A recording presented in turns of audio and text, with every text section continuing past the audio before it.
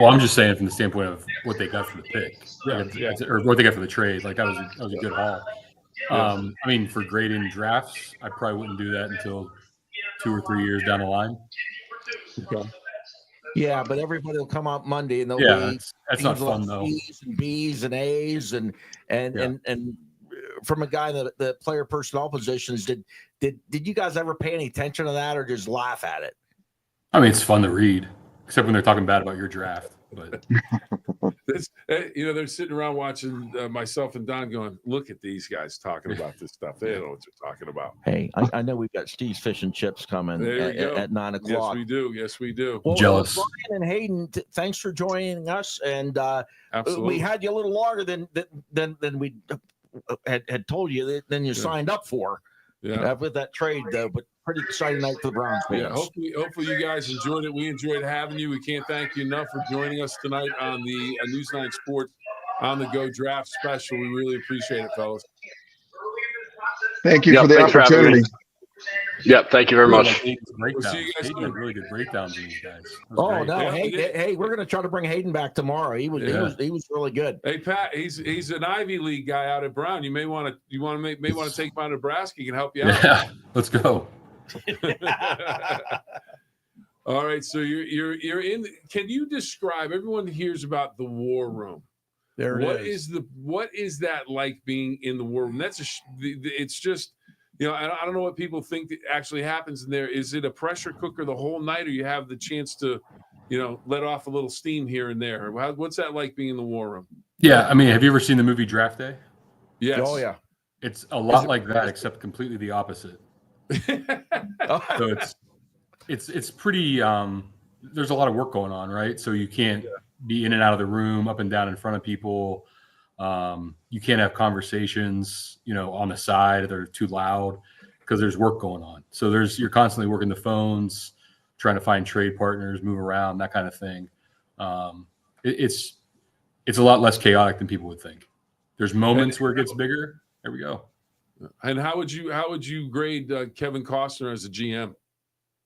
I mean, he pulled up unbelievable deal. He really reached. He really reached on what was his name? Matt? Yeah. Yeah. All right. Well, the Raiders pick is in. Is it Genty? Yeah. Genty. Oh. Jordan, our producer, I think is a few seconds ahead of us. She already knows. We're trying to keep up with Jordan. Now, should Ashton Genty maybe send a thank you to Saquon Barkley, because the year he had last year, I think, really jacked up the price of running backs. I mean, I think there's a narrative that running backs are, you can find them anywhere, you can pay them whatever you want to pay them, but like the really special ones, like you need to go get and you need to pay a premium for them. So if the Raiders do a great job, John Spytek, their new GM's a good friend of mine. If he thinks it's worth picking that high, I think you definitely go do it. It's a guy who's going to touch the ball a lot in your offense. You can't, skim nickels on players that you're going to use. Yeah, and Pete Carroll had a pretty good run with a guy named Marshawn Lynch. Yeah, there you go. Should have given him the ball against New England. He probably should have, yeah. I'm glad he didn't. Yeah. But no, Pete Carroll, they love to pound the football. He's the new coach of the Raiders. That's just what he likes to do. Excellent pick for them. Scott, what do you think? It's one of those things, too, like everybody can, the Saquon comparison there, right? Like it probably does make people think a certain way about the position now. But if you have the Philly offensive line, you can do things like that, right? You better be good at those positions if you're going to put that many resources into the position. Well, going there, it's all about the show in Vegas. Yeah, absolutely. So he is the show, so he can electrify what's going on there. And that's one of the things. Vegas seems to have money whenever they need money, so they ought to be able to bring him in and let him then turn him on. Yeah.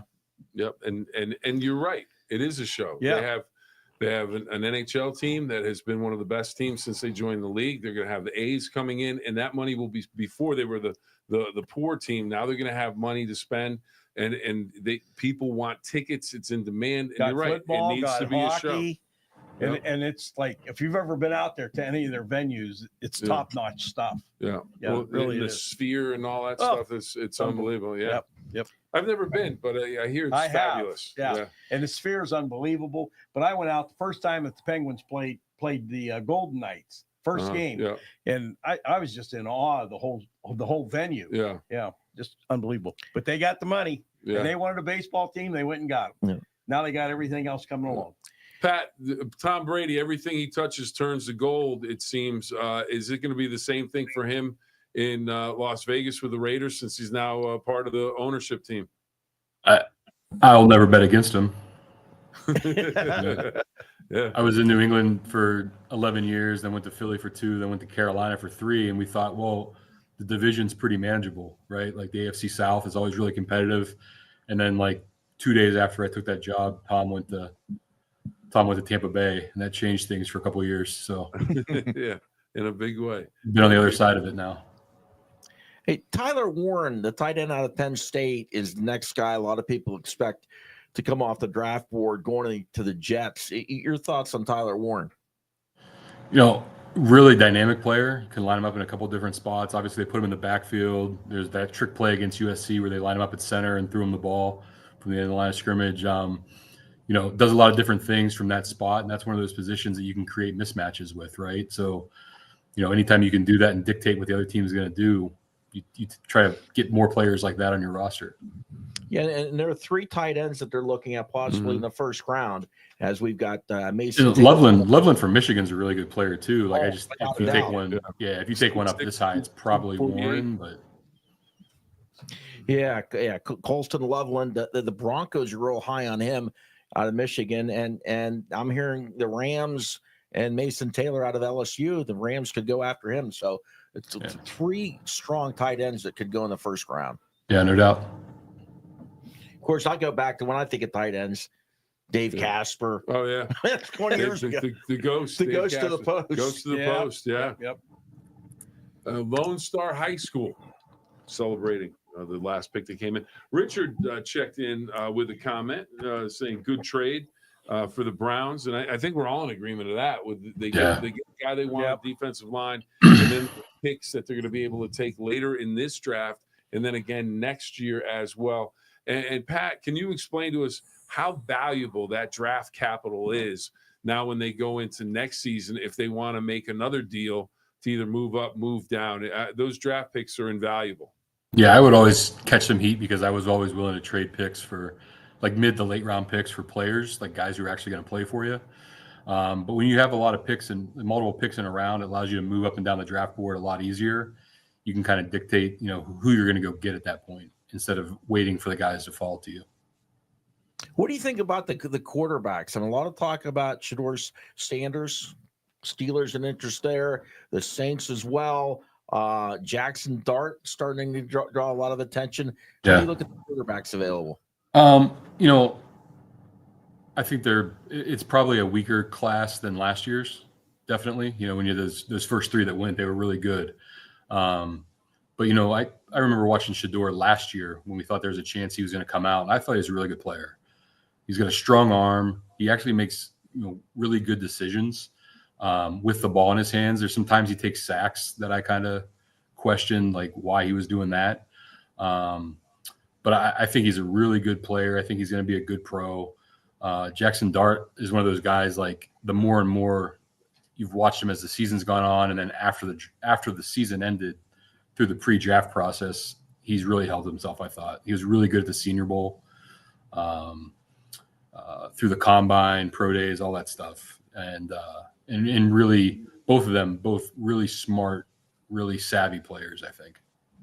Is 21? Is that a good value if he's there at 21? Yeah, I think so. I think so because the quarterback position always gets inflated a little bit. So if you're looking at a guy who you like have a second round grade on or something like that, at the 21st pick in a draft that's not super deep, you're kind of taking your best player at the position of need at that point, and that's probably definitely a need for the Steelers. I want to ask Pat just on a level on your new job. As I look at Archie Griffin sitting next to me in the jersey here, it makes me think of college football. And again, just what are the differences that you have found in the GM position now out at Nebraska as compared to what you were doing with the pro teams or is it becoming more similar because now there's NIL and players are getting money? How's that dynamic? How's that been for you? It's getting. Here's a pick. Sorry. Oh, Membu from Missouri. There you go. That's an outstanding tackle. Just down the road from you. Good pick. So So they didn't go with Tyler Warren, who a lot of the draftniks thought would go there. Yeah. Yeah, so back to the Nebraska question. We're not worried. They took the Penn State kid last year too. So I mean, different regime taking the pick, but they took a tackle last year as well. The differences between the college and pro, it's getting more and more similar. Just with the fact of NIL, and hopefully at some point we get a solution on the rev share situation. But the differences mainly are, in the NFL, there's a true salary cap where you can move money around, defer payments to future seasons, save cap space to add more players to your roster. For us, it's more of a cash budget where you have to spend it or you don't get it back. So there's a little bit of a difference there in how you would go about assigning value, right? So you want to assign value based on what that player is going to do for you right now. There's not so much projecting out future wise how much you're going to pay that player, and you're at the mercy of a market where you don't know what everybody else is getting paid at a certain position. That was always kind of an advantage in the NFL when you knew the market. It just takes one agent of chaos to kind of throw everything into a tailspin when they offer a guy exponentially more than you were going to value him at. How critical is that for the level of play in terms of schools being competitive? And Ohio State is one of the top spending school. They're the top spending school in the country. How critical is it to have a cap of some sort where, okay, if you don't spend that much, that's on you, but you can only spend up to $20 million or $30 million, whatever the case may be for the entire athletic department? How critical is that to make that happen? Yeah, I think it obviously is going to be something where if you can't go above what you're allotting out of the rev share, then it is an equal playing field. But if there's still a way to circumvent that a little bit through NIL or however they allow people to do that, that'll get into a different discussion of who has the most money in their coffers to go above that. But obviously, if you have the resources, you're in a better situation than other people. Don, what do you have for us? Well, Pat, we wrap up Nebraska at Ohio State this year, or next year. Coming year? Yeah, we don't play them this year. We play them 26 and 27. 26, 27. Okay. So we're going to root for you guys all the time, except for when you play the Buckeyes. There you go. Fair. Yeah, that's fine. All right. Well, thanks. We really appreciate you joining us and really sharing some good insight. Absolutely. Thanks for having me, guys. Yeah, we really appreciate it. Thank you, Pat. Thanks. The Black Lung Clinic at Reynolds Memorial Hospital offers a one-stop clinic for evaluation of black lung disease and other occupational lung diseases. Even if you're not showing symptoms of a respiratory problem, you should get tested to establish a baseline for future comparisons. Call them today at 304-843-3307 to sign up and get tested. The Black Lung Clinic located at Reynolds Memorial Hospital in Glendale, West Virginia.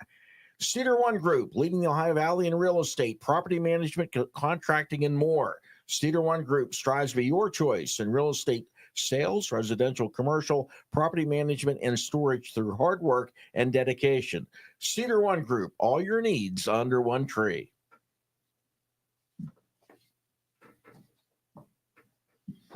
Steve's Fish and Chips. Steve's Fish and Chips and hand cuts and fresh breads their fish every day. As tremendous as Steve's Fish meals are, you can also order up burgers, chicken wings, and more, including great chicken and steak salad. Steve's delivers. So if you are looking for the best seafood and more, the original Steve's Fish and Chips is open Monday through Saturday, 10:30 a.m. to 10 p.m. Call to order at 740-282-3261 or find them online at stevesfishandchips.net. Cinna Blue Wave. Looking to get in shape for the summer, Don?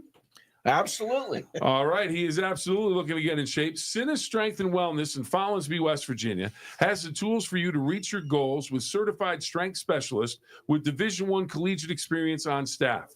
Recovering from an injury, Scott? Nope. Okay, but if you were, I'd go there. There you go. Cinna has a certified athletic trainer on staff that can aid you in your recovery and help prevent further injuries and future injuries. Looking for a great deal? How about now? This is a great deal, everybody. Looking for a great deal? Cinna has those as well, including the boot camp class special.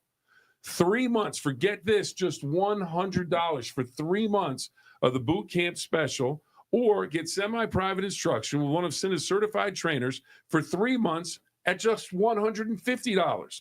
Don, Scott, you guys will be able to get. You guys are going to be in bikini shape. It's going to be fabulous, or maybe Speedo shape. Looking for the best in fitness? Look no further than Cinna Strength and Wellness in Follinsby, West Virginia. Find them at Cinna Wellness on Facebook and Instagram.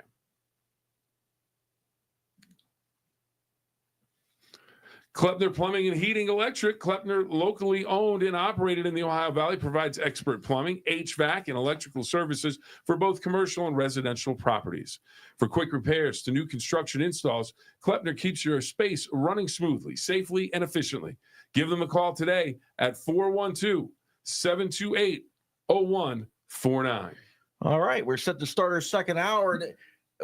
Let me check this, Bill. Did you say Steve's Fish and Chips delivers? Yes, they do. They do. Yes. They do. Scott, Yes, did you they hear do. the knock at the door? I did. Did they? Can you check? I can check. Scott's going to We're check. putting Scott to work. We're Putting checking. Scott to work. Scott, does Steve's Fish and Chips Hey, deliver? all right. They Watch sure out. do. Brown All bag right, and there we Steve. go. All There right. we go. There we go. All right. By the way, Let's see what we got. By the way, just before we get to Steve's Fish and Chips, we have to mention that Jordan, producer extraordinaire, has been on scene all night, all along, making all of these things happen with our guests. So, Jordan, thank you.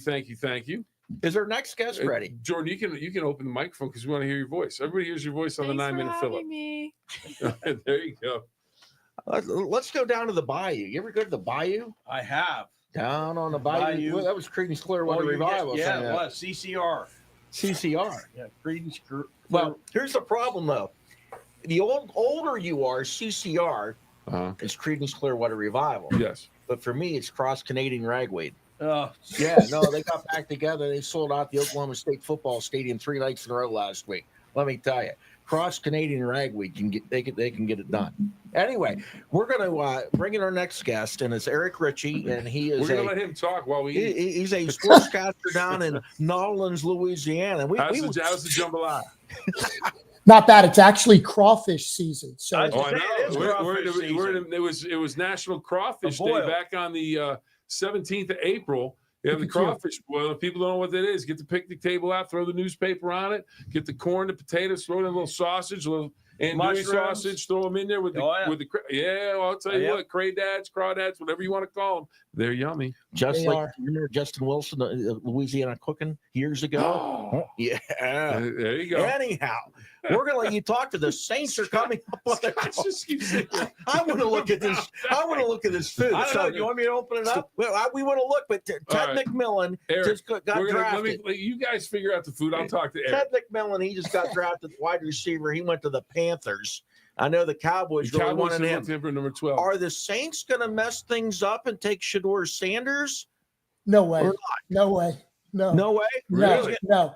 Here's the most likely scenario, I think. Saints are on the board right now, right? They're on the clock. Yeah. I wouldn't be surprised if they make a trade. Think about the needs that this Saints team has literally at every position, right? A 5-12 team last year. The Derek Carr situation has muddied the waters in a big time way, but they're not going to take Sanders or Jackson from Ole Miss in this 9th pick. I think they take him. They make a trade right here. They get 2 picks, and they take one of those quarterbacks. You like Jackson Dart. Jackson Dart. You know what? Not only do I like him, but the Saints like him. But I don't think they're going to take him at 9. I think that's my point. But think about it again. Kellen Moore, right? First year head coach. He's an offensive guy, obviously, former QB, offensive coordinator, coming off a Super Bowl. Mickey Loomis tends to do what his first-year coach wants when it comes to a quarterback or a draft. Obviously he did it with Sean Payton and Drew Brees, and then he did it with Dennis Allen, who obviously coached Derek Carr before. And we talked on this very show last year about what I thought about Derek Carr. I thought he was going to lead them to a playoff berth. They had a new offensive coordinator. And if you remember those first 2 games, the Saints scored on every offensive possession. First 2 games of the season last year, they wound up 5-12. Everybody got hurt, including Carr twice. He had no receivers. Kamara is a shell of himself. Offensive line dudes were just dropping. And obviously every NFL team goes through. Do you think injuries. Kamara, not to cut you off, but do you think Kamara you say he's a shell of himself. Do you think he's done? He's ready to tap out? I know he won't. He wants to play. He does. He was such a workhorse for them when they went to the Super Bowl and all the playoff runs, and he just was pounded by defenses, and eventually it just catches up to you. It does. He's still going to be a big part of this offense, I believe. Yeah. But the other constant with the Saints, besides not drafting a quarterback in the first round since Archie Manning, right? Yeah. 54 years ago. Pretty good one, though.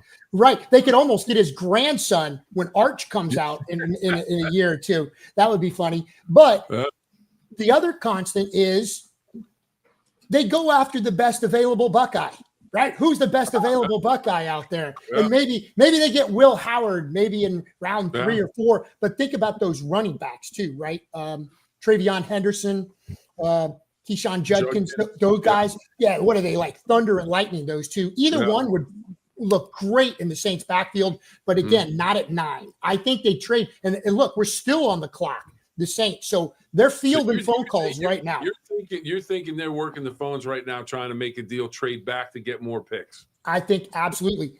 They do have 9 picks, which is the most they've had since 2015. And as I said at the onset, literally every position is a position of need for the Saints team. Secondary, linebackers, D-line, O-line, a tight end. If they do pick here at 9, I think Tyler Warren, your guy up there in Penn State, I think he'd be the guy. And I know you guys know Mason Taylor, LSU guy. You guys have some connections with him. We do as well. A couple of some of the people that work for our company, VSN, actually investors, their sons play at LSU, offensive linemen, the borderlines. They're very tight with Mason Taylor. Mickey Loomis had that pre-draft news conference. You guys have covered these before. You get absolutely almost nothing. It's like you kind of like are listening for buzzwords, or it's just something that maybe would give you an idea of, which way they're going. Mickey Loomis said, if we do pick, he said, in the top 10, we got to get a guy who we think is going to be a starter and an impact player for almost a decade. So every time I read something about Tyler Warren or Mason Taylor, they're going to be a stud in the NFL for a decade. So it wouldn't surprise me. Oh my gosh, here it is. They got the offensive lineman, Kelvin Banks. I was wrong. 0 for 2. Banks was my next guy. Look, on my notes, I got Tyler Warren 1. I talk so much, I didn't even get to Kelvin Banks in the blue. Those are my top 2 guys. And Banks is a guy that he's played 42 straight games for Texas, only allowed 4 sacks over the course of his career. And, he's a guy that I think they're going to be able to plug in at tackle. And he's okay, go out there and play for the next, like you said, decade, and just, protect the backside of that quarterback. And, as you know, because everyone, including Carr last year, quarterback gets hurt, it derails the whole team.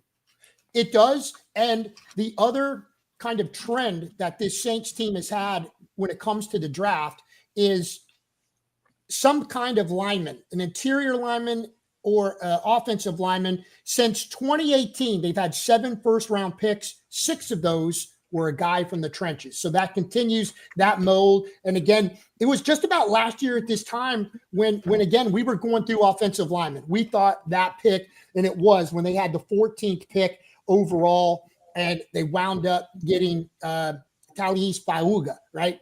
Fauga, he stepped in at tackle, and they moved some guys around. Fauga, just like everybody else on this team, got hurt last year, but he is a stud. but think about Ryan Ramczyk, who was a former All-Pro, just announced his retirement. So certainly offensive line, in particular tackle, was in need, and Kelvin Banks, I think, is a great pick. It was my second guy on the board. Again, I ramble and talk so much. Don knows, driving to Plant City and Braden from Florida with me. All I do is yap. You guys, I'm giving you plenty of time to eat the fish and chips, though. Well, let me tell you, let's talk about that. Not only do Steve's fish and chips deliver, they deliver hot. Yeah. I'll tell you. And this crab cake It's spicy. is phenomenal. Don, spicy hot or oven hot? Well, what was Oh no, everything's oven hot. I mean, Oven it's hot. I got you. Really oven hot. Oh, man, what do we have But here? this thing is spicy, There's spice to it. and the hush puppies were good. Everything's been Oh, fantastic. We got, Here's the thing, though. Ooh, But yeah. with Tyler Warren rated so high, but ooh, nice. you hate to drive the tight end too early. Little crab. Mm-hmm. Yeah, and again, I think he's going to go here pretty quick. Don't you? Well, He's not going to be around for long. Try Bears or the Niners are up next. One of those two teams Okay. take Tyler Warren. There's two of them. Jordan wants one. Yep. Hey, how about You gotta this? take care of We Jordan. got the guy from Louisiana. We're up here eating shrimp. I've got some too. I've got a plate lunch on my way home from watching the grandkids today. Our company, our network, Varsity Sports Now, we do a bunch of high school sports. So we have playoff baseball going on right now on VSN. So I knew I was locked and loaded for this show and some high school baseball. So I have some shrimp as well.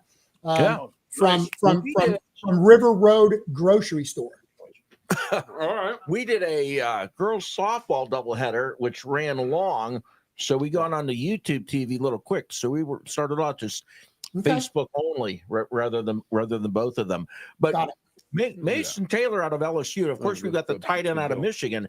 But Yeah. Mason Taylor from LSU, the Rams like him, and he could end up going late first round to the Rams. And what's interesting, his agent is Mike Simon, who's also the agent for Travis Kelce. So I guess if you're tight end, you want Mike Simon to represent you. No doubt. And I've seen that same projection, Don, with the Rams liking Mason Taylor as well. So, the jury out on what's up with this Derek Carr thing, though. It's so bizarre. And who leaked that information? That's a debate down here. Derek Carr with his brother now has his podcast himself, right? If he talks about that injury on that podcast, right, it's going to get 1 million views. He doesn't mention word one. It comes out, a week ago, barely a week ago, that he has an injured shoulder that could make him miss the entire upcoming season. Wow. So let me ask you guys. You guys are stud football fans. Name any quarterback on the Saints roster right now. One was a former Netflix star back when he was in high school, bounced around a little bit in college. Okay. He started when Carr went down. I'll give you a hint. I gotta be honest. They got off the rails so quick last year. Yeah. Didn't even Non-factor. Yeah. Once they were 2-0 and again scored on every offensive possession the first two games, I think they scored like 50 points against the Cowboys in Dallas. But here's the thing. Fifth round pick last year, Spencer Rattler. That's who the Saints Spencer quarterback Rattler. is right now. Oh my goodness. Spencer Rattler. Jake My Hayner fantasy is their football backup. team was loaded with New Orleans Saints, and I was great for the first 3 weeks. You were. And then it fell off a cliff. Olave, all those guys got hurt. Speaking of Buckeyes, and on the defensive side of the ball, once it was in the tank, they traded Marshawn Lattimore, but they got 3 picks from the Redskins from that late season trade. They got a 3rd, a 4th, and a 6th. And that's a big reason why the Saints team has 9 picks, now 8 moving forward. And again, I thought they were really going to trade that 9th pick, but their offensive-minded new head coach, Kellen Moore, youngest coach in the NFL, he said, give me some protection. I'll figure out somebody, Rattler, Hayner, or whoever they get here late in, again, they picked 40th overall in the 2nd round. So, they trade up a lot. They've traded up. Mickey Loomis has traded up, I think, 20 times since 2011. So the other teams that need quarterback, you guys know, the Steelers, the Giants, the Browns, they're all ahead of the Saints in that 2nd round. I think they're in the 30s somewhere. At least I think the Steelers and the Giants are, aren't they? Or the Browns. So maybe the Saints try to trade up a little bit and get the guy. And it's Jackson Dart. I think they went to Ole Miss pro day. They did not go to Colorado pro day. I don't know if that says anything. I've heard they like Tyler Shaw out of Louisville too. Speaking of QBs, hey, you're getting a little you're getting a little grief from Bearwald. Yeah, what Bearwald say? Come on, Titchy. That's funny. Jack Bearwald is a pitcher in Columbus, Ohio. He's the best. He's my best friend's. Speaking of Don Sloan, you have a reference with this guy. When Don Sloan and I went to Plant City in Bradenton, Florida, 1988 spring training, we went to watch Ohio State. We went to watch Ohio State, Purdue, and we stayed with Rich Bearwald, and that's Jack Bearwald is his son right there. I'm going to say this: pictures came in, but you're over 2. Colston Loveland out of Michigan. That's the tight end. Really good player. Yeah, but I over Warren. Wow, how about that, Colston Loveland? He's a good player. Warren's a great player. Warren, he's a incredible dominant player. And I'm going to say this: talk about a dominant meal. Steve's Fish and Chips just sent us a dominant meal. This is absolutely sensational. You've got fish sandwiches, you've got crab, you've got onion rings. I mean, it is at the crab cakes. And then what was the hush puppies? Little hush puppies with the cheese fries, pizza. Oh, goodness gracious! I'll tell you what, Stevie Davis and everybody down at Steve's Fish and Chips, absolutely sensational. If you're looking for a place to get some great seafood, you go to Steve's Fish and Chips. In downtown Steubenville, and they've been there since 1954, 4 generations. You can't go wrong at Steve's Fish and Chips, and this is sensational. Yeah, and just in case we make a mess, which we won't, but if we do, Panhandle Cleaning and Restoration. Yes. They are a full-service restoration company. That is true. They offer water, mold, fire, and storm damage restoration services. And as the leading provider of disaster restoration, Panhandle serves areas throughout 6 states. Robert C. Contragaro, Sr., founded Panhandle in 1977 with a commitment to fairness, honesty, and quality work. Panhandle has established a stellar reputation for the quality of their service and the professionalism of their talented technicians. Looking for the largest gun shop in the area? Head to Sportsman's Trading Post in Wintersville with the biggest inventory around. They buy, sell, and offer expert gunsmithing right on site. Stop in today. Sportsman's Trading Post has it all. So, Eric Ritchie, Shedeur Sanders, where does he go? Pittsburgh. Do you guys take him? I think it's a value pick at 21. I wouldn't want to trade up for him, but if he's there at 21, this is a guy a few months ago they were talking of for top 5 pick. Yep, and he keeps moving down the line. The interesting thing is when Pat was on, he was talking about the war room, about what all goes on in there.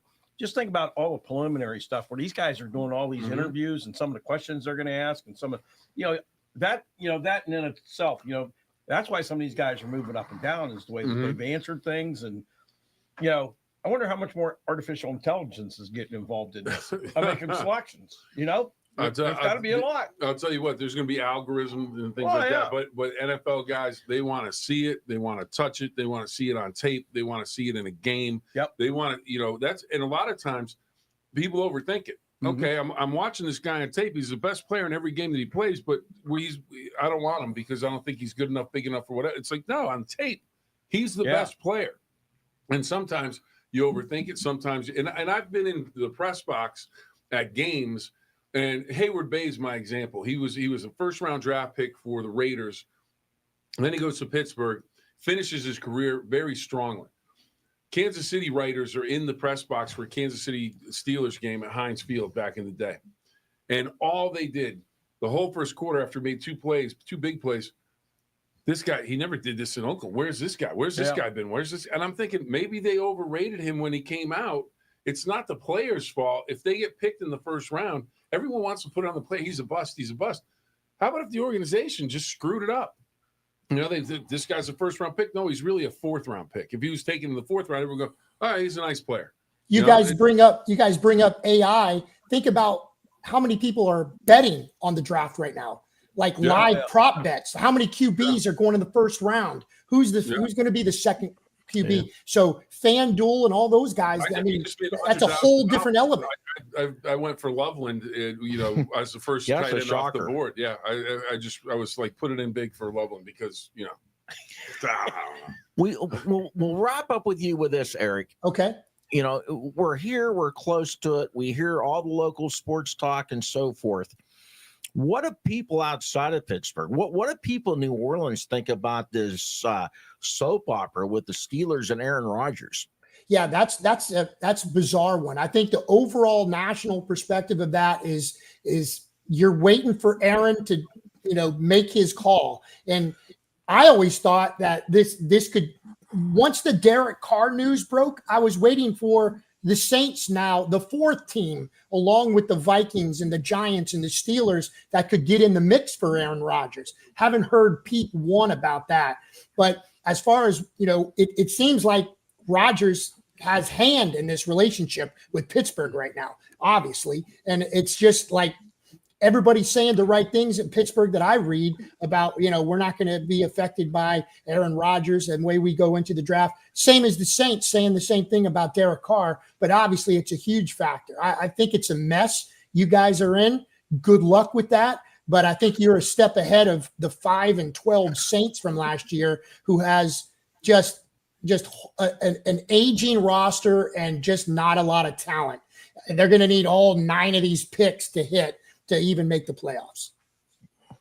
All right, Eric, we appreciate it. And as always, thanks for joining us. And we're going to enjoy our food. You enjoy yours as well. I'm going to go get some shrimp right now and watch the tail end of the Archbishop Hannon Laranger game. All right. Until next time. You got it, guys. Take care. Thanks for having me.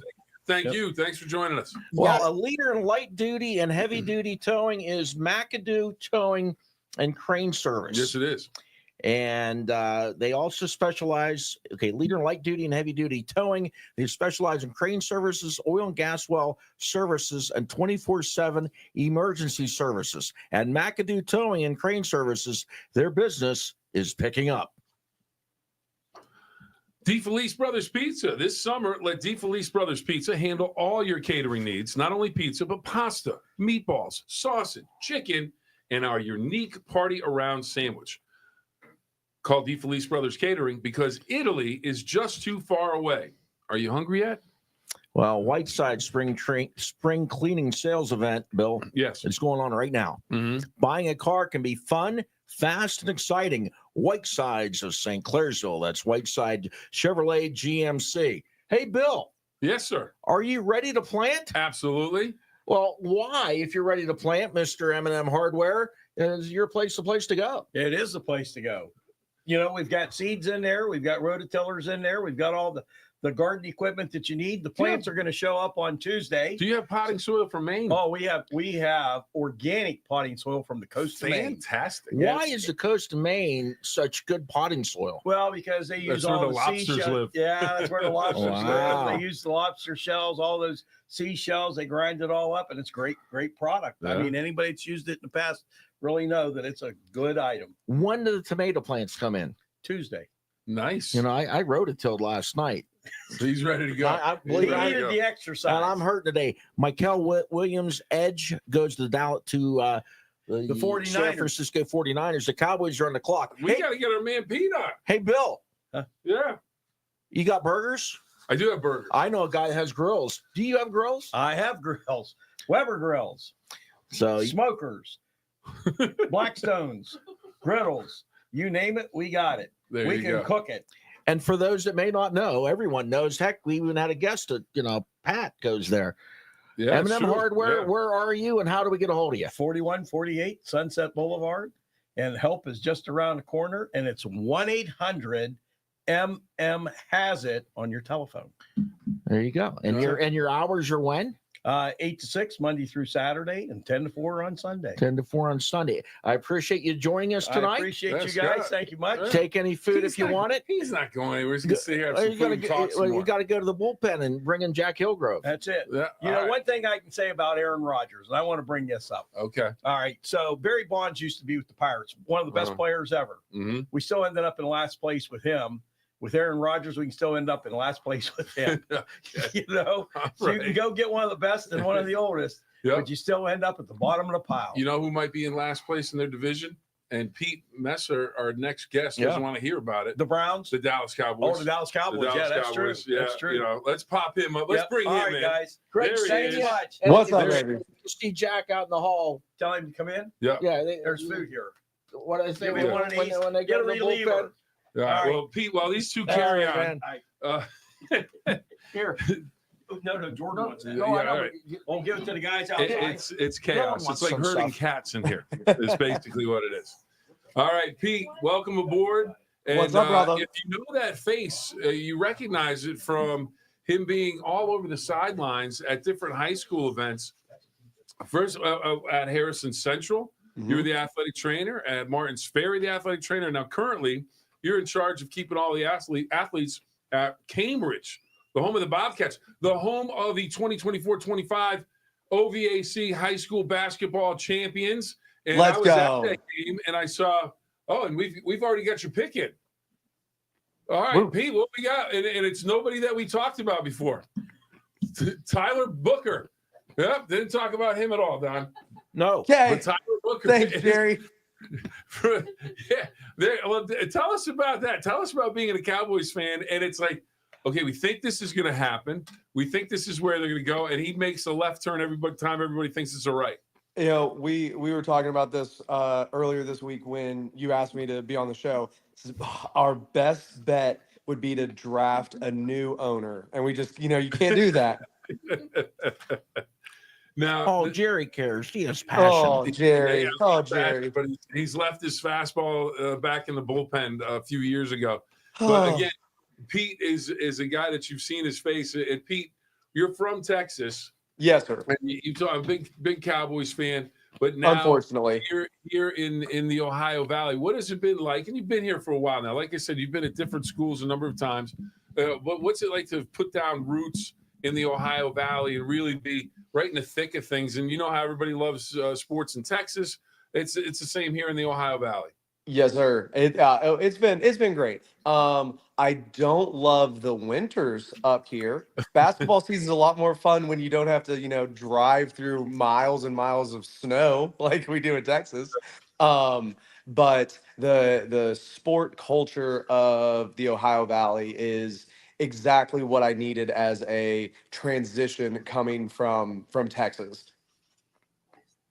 Well, Pete, Texas, you're going to have Houston on the clock. You've got the Cowboys on the clock. You grow up a guy that loves the star on the side of the helmet. So this pick here with Booker, what do you like about the fact that they're being aggressive and maybe not exactly who you'd think, but they're looking to protect the quarterback? Which I do appreciate, right? That's good. We did have one of the better pass blocking ratings this last year in the league because our run blocking was atrocious. So I do appreciate that, trying to protect Dak just a little bit more. But it doesn't matter how much you protect Dak if you only have CD to throw to. You know what I'm saying? Mm-hmm. Mm-hmm. Yeah, and that's the thing. A lot of people thought they were going to go for the sizzle on the outside, and now I have to make mention that Jack Hillgrove has walked into the room. Don is apparently walking out. He says, "Jack's here. I'm out." So he leaves the room. But one of the things, Jack saw this as well. The championship game, one of your starting players or a big time player on the team banged up the ankle a little bit. He goes in the locker room with you, and you're thinking he's done. Oh, they're not gonna have a chance now. Bing bang boom. The athletic trainer has him back, and you guys end up winning. Let's go. Hit a big 3 in the fourth quarter too. Yep, absolutely. Now, shout out Rylan Matthews. One of the things we wanted to talk to you about is you are tied in with Cinna as yes, sir. The owners, and you guys are. I mean, I'll tell you what. You have certified strength trainers on staff, certified athletic trainers on staff. So what has that been like when people want to come and see you? It's full service. Full service, full service. And I think that is why a lot of people gravitate towards us, because you're getting the Division I level strength and conditioning. But my business partner Ralph spent 10 years at the Division I level coaching athletes, and then you also have the rehab side of things with being an athletic trainer. You understand an athlete's mindset more than maybe like traditional physical therapy would. So a lot of people come to us on that aspect as well. Now, Don and Jack are both trying to get in summer shape this season, and you guys are running some specials. I mean, these things are crazy. We are. We're trying. We're for the people. We're trying to make the Ohio Valley healthy again. There you go. Well, it's boot camp class, $100 for 3 months. 3 months. What's that entail? So boot camp class is about an hour every day, Monday through Friday, with a good mixture of strength, hypertrophy, and then obviously the conditioning, because everybody wants a little bit more calorie burn before beach season starts. Hypertrophy. I don't even know if I said that correctly, but what does that word mean? Oh, you've got plenty of hypertrophy, Bill. It's putting on more muscle. Okay, there we go. There we go. Now you're talking. Yes, All sir. right. So the other deal you're running, semi-private trainer, $150 for 3 months. I mean, it just jumps off the page at you. It's a great deal, right? That's $50 a month for a personal trainer that is giving you your own program, that is giving you your own time, open gym slot to come work out and get coached by one of our coaches on staff. And here's the deal: the Cowboys, they're going to be able to win. That's that's what you're here for. I mean, what's your prediction? Are they going to be bottom of the division, or is it all over for them and they're just going to rise and go past the Eagles and Washington and the Giants? Well, the Giants could be in last place. You never know. There we go. That was going to be my talking point. We're not going to be last because the Giants are there. Well, what have you been? Have you been to the new stadium in Dallas? Have you had an opportunity to be there? I watched, unfortunately not a football game, but I watched the very first basketball game that was played in the new stadium. They finished the stadium in like February maybe of whatever year that was, 2012 maybe, and the Sweet 16 and the Elite Eight were played there, and KU obviously is going to be in the Sweet 16. Big Kansas fan, switch up, live in the Ohio Valley, Dallas fan, KU fan. But that was the very first basketball game played in the new stadium.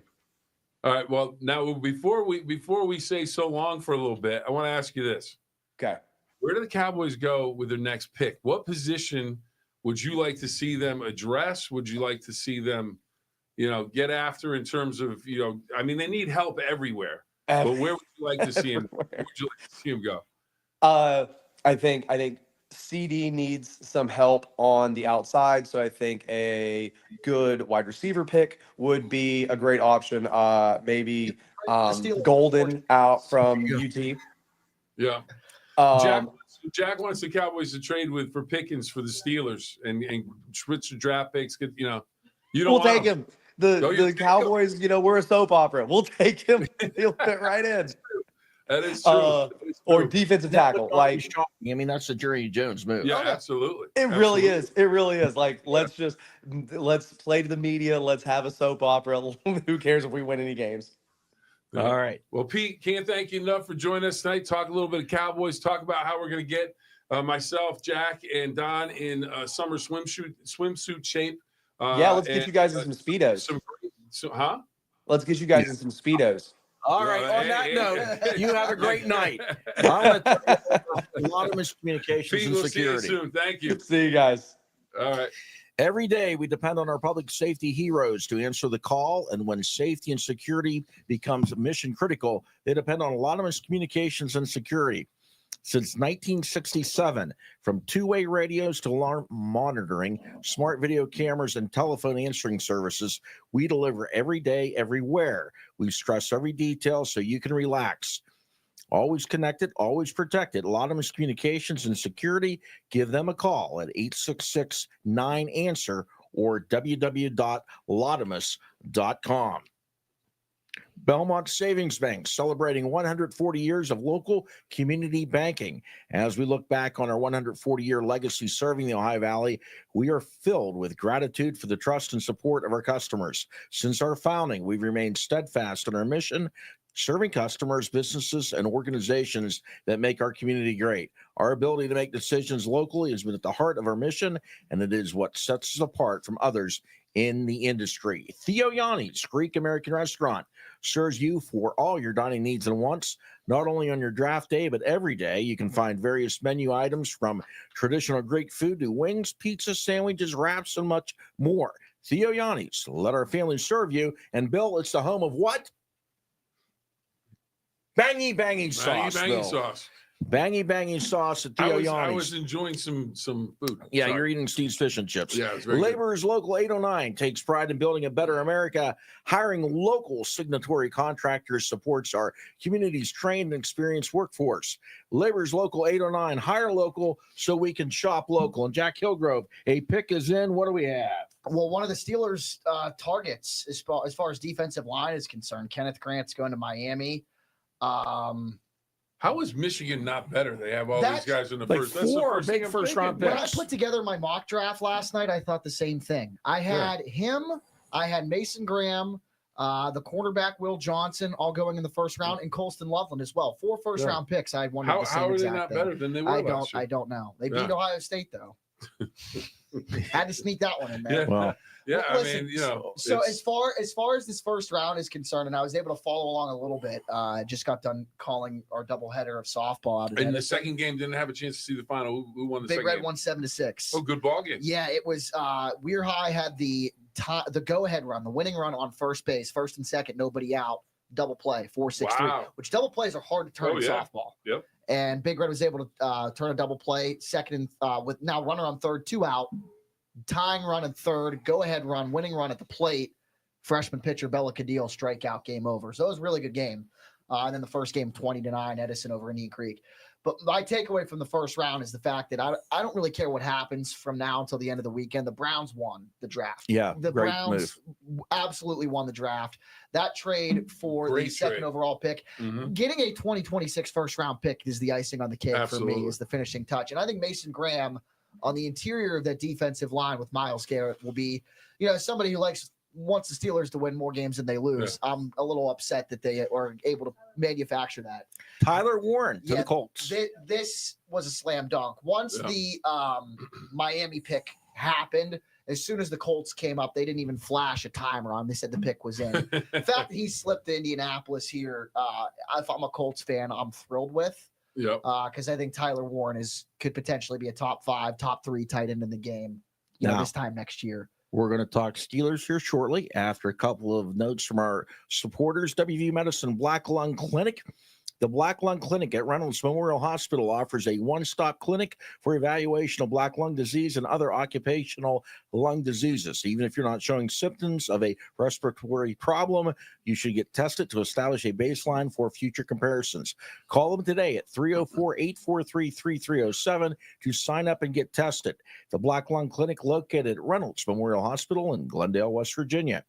Cedar One Group, leading the Ohio Valley in real estate, property management, contracting, and more. Cedar One Group strives to be your choice in real estate sales, residential, commercial property management, and storage through hard work and dedication. Cedar One Group, all your needs under one tree.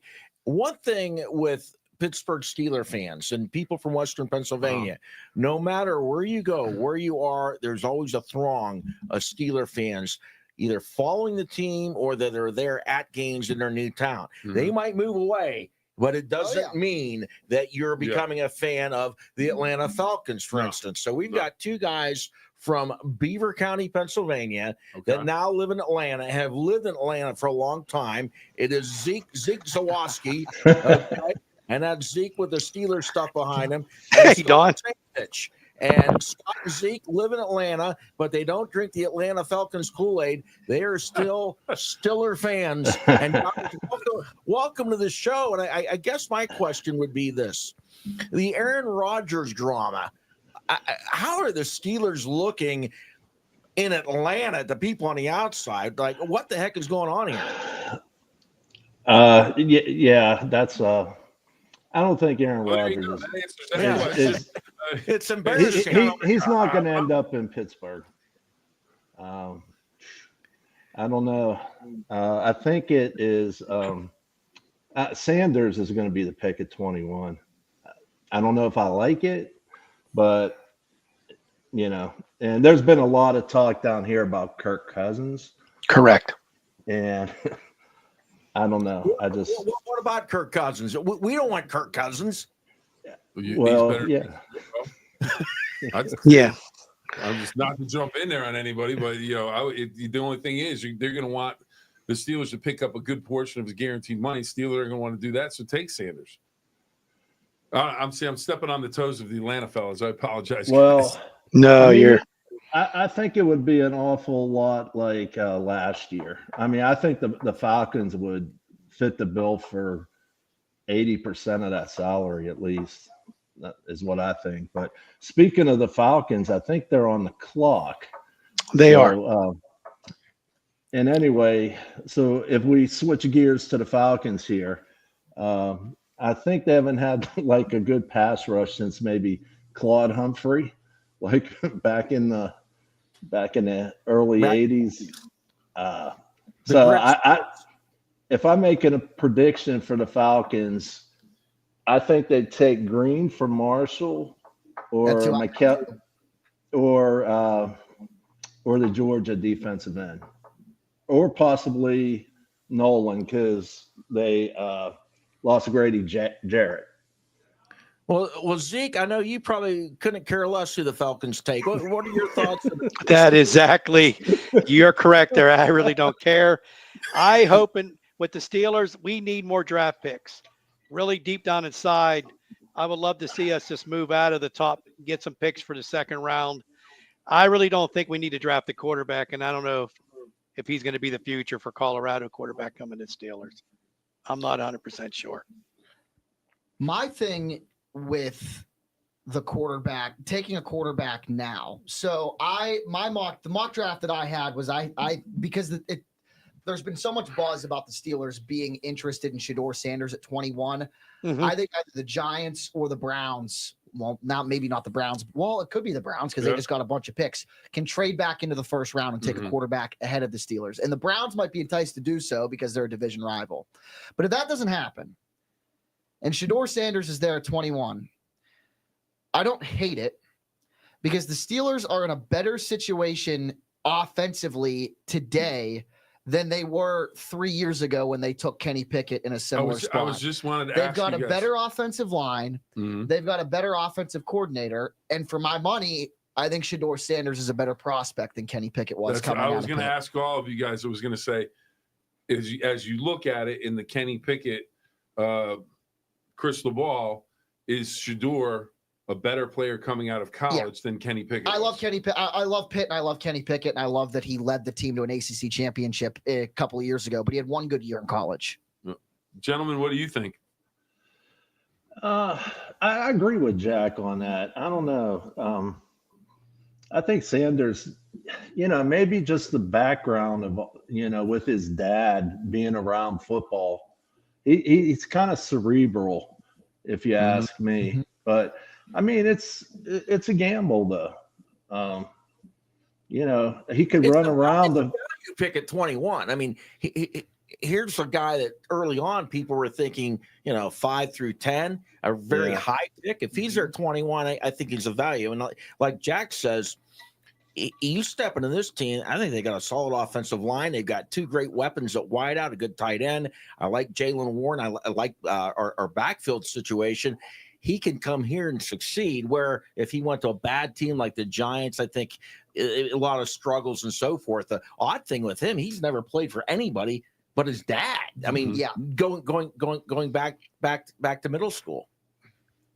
So don't you think we need more defense than offense right now? You got Hayward. I want the tackle. I want the defensive tackle from I Oregon. want the defensive guy, so I think more defense than we need offense. What are you going to do if you bring in the quarterback from Colorado? What's going to happen with the Steelers? Who's going to start? We going to have Rodgers or are we going to have Kurt? Who's going to be the starting quarterback?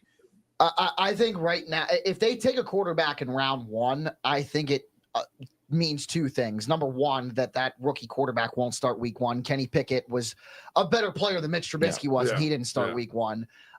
So I think that quarterback will have to wait, just like Pickett did for a couple of weeks. And I think Rudolph is your guy. And I also think the second part of that, I think if the Steelers take a quarterback in round 1, and it could be Jackson Dart too, like that, I'm not ruling that out either.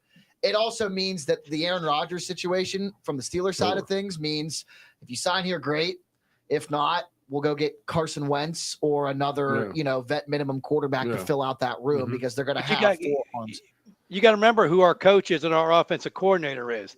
They couldn't do anything with Kenny. What are they going to do with this quarterback? Our offense is boring. It's same plays, run the ball, first down, gain 1. Matt Canada is not as good of an offensive coordinator as Arthur Smith. And Arthur Smith, listen, on the flip side of that, Mike Tomlin failed at developing Kenny Pickett. He's 0 for 1 in trying to develop quarterbacks, but you're going to have to try. And Arthur Smith is a better offensive coordinator than Matt Canada was. And the offensive line is eons better than it was in 2022. So this rookie quarterback, and even if the Steelers draft like Tyler Shuck out of Louisville in the 3rd round, the rookie quarterback's going to come in here in a much, much better situation than when Kenny Pickett came to Pittsburgh in 2022. I would stay away from Shuck because he gets injured too much. He's also like 30 years old. Yeah, he's got big arms to throw the football, the whole thing. The one thing about Shedeur, he knows how to take a hit. He's sacked 94 times. He's played behind 2 awful offensive lines. If you watch the games, Colorado also didn't have a run game either. Yeah, no, he was a man on an island, and I really think as like Don said before, at 21, he's a pick that you almost can't pass up on because he's just there's enough talent there. At 21, it's not a reach. No, and that's the thing. If he's there, I wouldn't trade up to get him. No. But if he's there at 21, you really got to think deep and long and hard about it. But Zeke, I like what you mentioned though. Do you trade down? We don't have a pick in the 2nd round. Do you trade down? And then that allows you to get a couple extra picks and go from there. Jalen Walker. Oh boy, linebacker. That makes somebody happy. The Jalen Walker, the linebacker from Georgia, going to the Falcons. Some home cooking there. What do you guys think about that pick? Well, I think my wife is yelling. She's ecstatic. Either maybe she saw a mouse. No. No. Okay. No, she saw Jalen Walker as a selection, and it's pretty crazy though. For as well, suit, man. The hat, he's all laid out. That's beautiful. Yeah, it's crazy for as well as Georgia has produced guys in NFL that the Falcons rarely select anybody. But so anyway, wife's happy, then husband's happy. Well, there you go. Doesn't matter what the Steelers do with their pick anymore. And Zeke, it's the Falcons. So your thought? I don't care. I don't get nothing for me. It's like saying, like, hey, Don, like you said at the beginning, you got I don't mind the Falcons that much, but don't bring up the Braves. That's still a sad situation here. We still got to, I got to go to work and I have people going up. Did you remember Sid coming home? So it's a sore spot here. Hey, now someone just checked in on the conversation here that somebody might know. If you look at the screen, Christina, I'm not sure who that is or who she belongs to. But what about Jalen Milroe? I like him. You picked the quarterback off the worst team Alabama's had in years. I'm not a big fan. Well, Christina has another comment here that I wanted to, because Zeke had mentioned trading down. Whoops. There it is. There we go. Instead of trading that pick, Zeke, out of 21, thoughts on maybe moving on from George Pickens and trying to get an additional 3rd back, or maybe if they're able to find a team that would want to trade a 2nd round pick for Pickens. Well, they were talking to Green Bay, weren't they? Well, Green Bay wanted DK Metcalf bad. And there's reports out there that said that, because of that, Green Bay's pursuing George Pickens hard too. Dallas and Jerry Jones have, said that they want to try and get aggressive. They might want somebody opposite of CeeDee Lamb. But my thing with Dallas is if they're smart, they know that George Pickens doesn't want to be opposite anybody, which is why I think the Steelers need to move on from him because he's sure as heck isn't going to want to be opposite DK Metcalf. He's not going to be happy this year in that situation. No. I think we can move down. Here's one of those things where it's like, hey, sorry about your luck, man. It's the NFL. There's good receivers that are going to line up across from you on any team. Figure it out, because if you want to be a superstar, go play like a superstar. Play better than that guy, and then complain about it. Yeah. But if you don't play better than everybody else on the field, then I don't want. Stop talking about it. Just go and play and be better than everyone. You can be that superstar guy, and then you can complain and you can say all you want. People go, okay, this guy caught 105 balls this year, 20 touchdowns. He's the man. But if he doesn't do that and he throws temper tantrums and he doesn't block coming off the line, who cares? If you can trade for him, trade him out. Go ahead. I don't know. It's apparently touched the nerve. I don't know. Well, it's what you just said at the beginning of the draft there. The Cleveland Browns got the best deal out of this. They got all those picks for a wide receiver. And the last time I checked, how many wide receivers won Super Bowls in the last how many years, I say Antonio Holmes. Yeah. We're talking Jags just picked up Jags just picked up a wide receiver that weighs $180. What's he going to do? You think he's going to win him 10 games? No, he's a quarterback. Play defense. I ain't going to play no defense. I'm just saying, hey, you could say what you want. Going from college, Colorado plays in a weak division. You can say what you want. It's not the greatest strong division. You got to look at different situations in the game right here. I'm not putting a first-round pick on a wide receiver. I think you're going to have someone that's going to be strong and big. I know you disagree with me on that, but you got to remember, Hunter weighs $180. What about? I mean, now, how about this? Derek Harmon, Oregon, the defensive tackle. Cam Hayward will probably retire in another year. Is that the direction you go? I mean, you look at the play. You saw the Baltimore Ravens run through the Steelers. They got to do something with his defense. I agree. I love that. I love that pick. Drafting Harmon allows Keanu Benton to move to the 3 technique, which is where Larry Ogunjobi was. That's my thing about it. We talk about drafting Shedeur Sanders, value pick at 21. This defensive lineman class is deep, and there are guys there that excite me enough. And they didn't sign anybody to replace Larry Ogunjobi. They had to cut Larry O because he was making too much money. It was a cap casualty. It had to happen. I was surprised it didn't happen last offseason. But they haven't addressed his replacement. So there's a gaping hole on that defensive line, on a defense that, mind you, struggled to stop the run last year.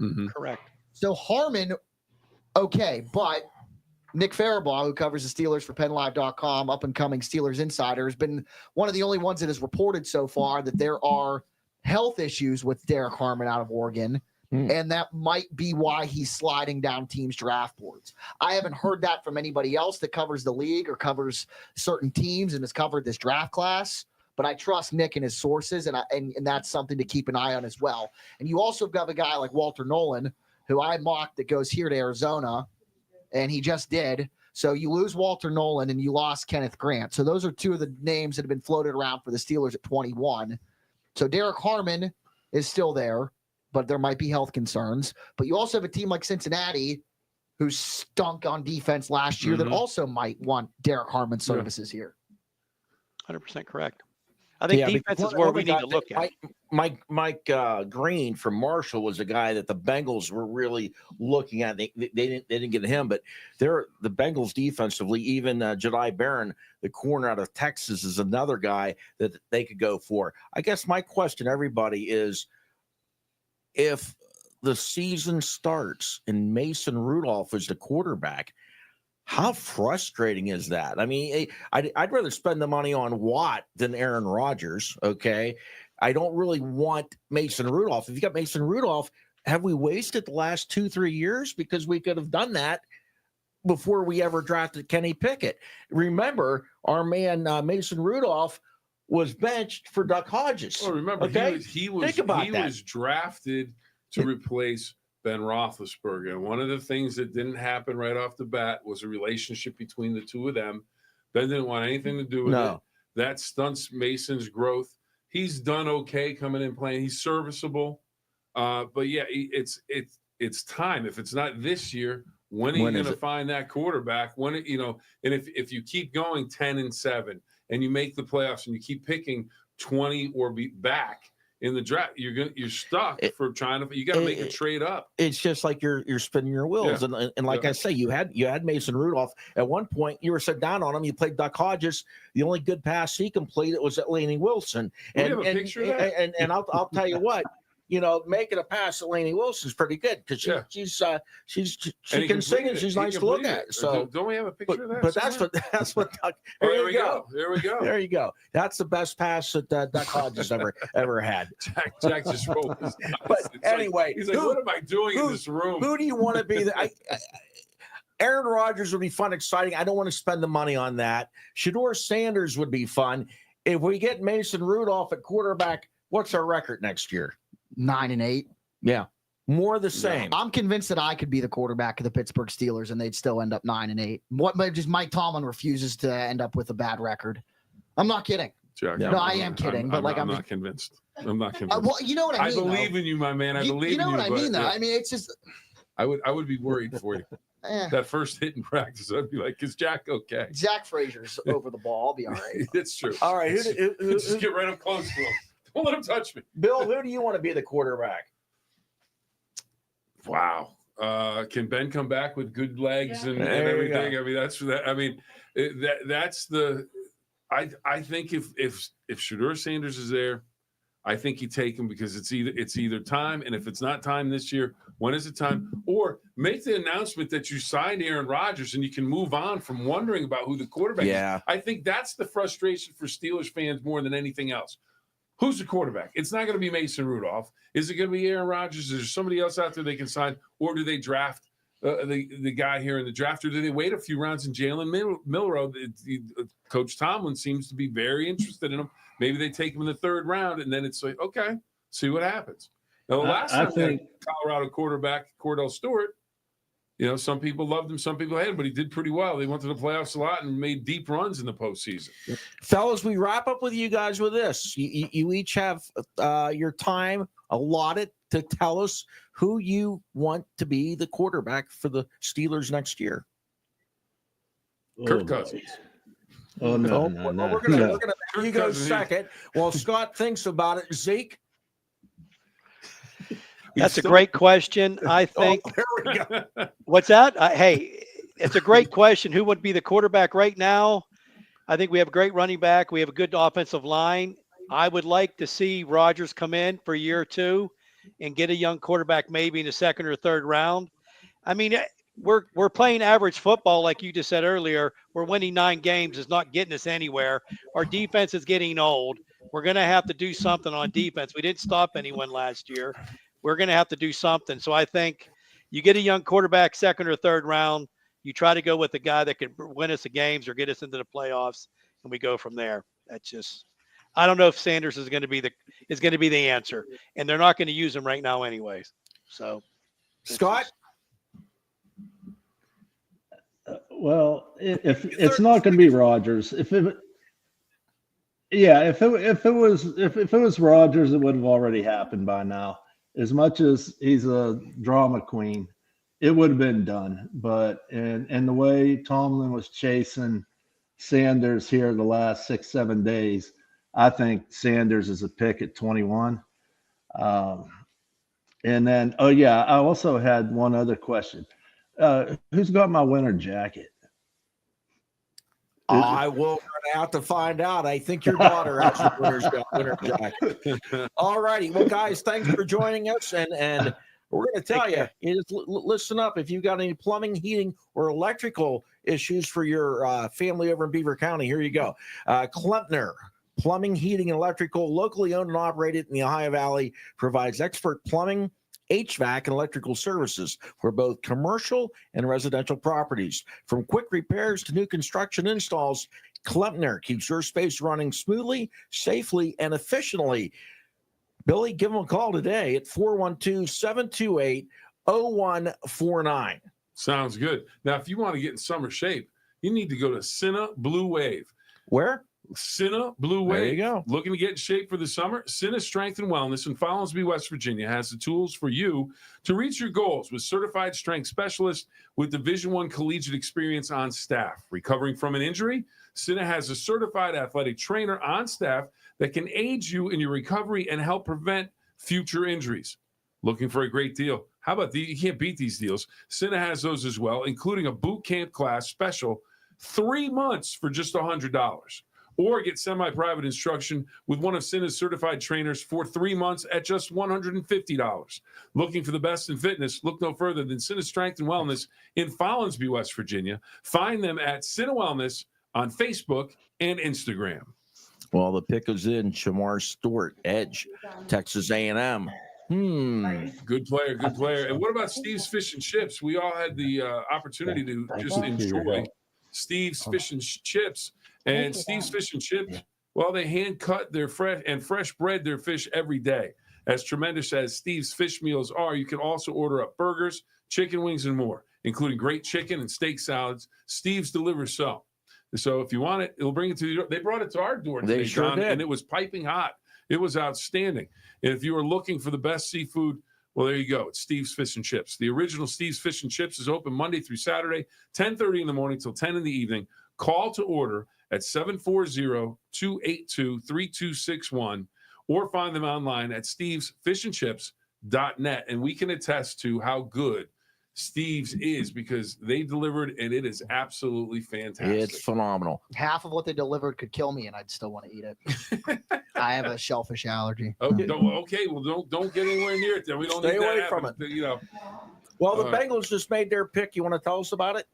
Who, me? Can I make a quick? Can I make a quick question though? Yeah.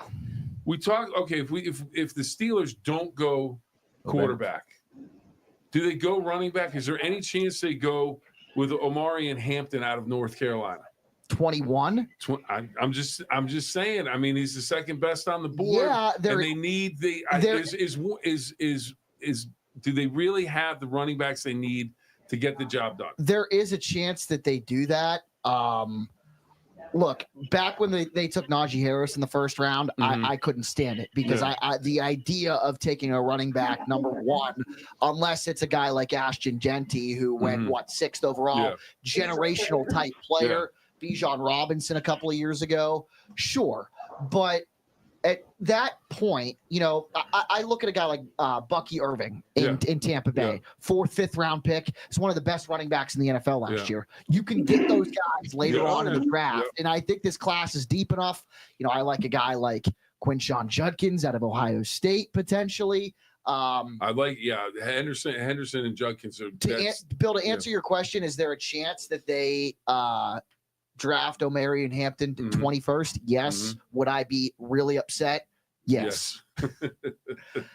Shamar Stewart going to the Bengals here. And that was one of the picks when Pete was on a little bit earlier. I had talked to him about that, about the Cowboys, and he said, you know, that would be a guy that they were interested in, especially he's a Texas A&M guy, and the Cincinnati needs that edge rusher because of their whole situation on their defense. Yeah, and they're going to be drafting defense in the first round, especially because you obviously get that 5th-year option for years to come because they're paying it's like almost 50% of their salary cap to 3 guys on offense.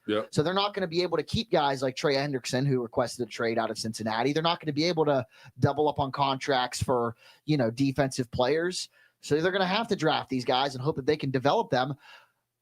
On the flip side of that, on a positive, the fact that Al Golden is their defense. I mean, you guys are obviously Notre Dame people. I think he is going to do wonders for that defense. And I wondered maybe if there are any, you know, and you guys would be able to know this question too. Like, are there going to be any defensive players at a Notre Dame that Cincinnati might covet in the couple rounds? Because, you know, that there's obviously a connection there. Like Jim Harbaugh hasn't shied away from the Michigan guys since he became the Chargers head coach. And Christina was thinking along the same lines. She said, at what point do the Steelers address the running back needs?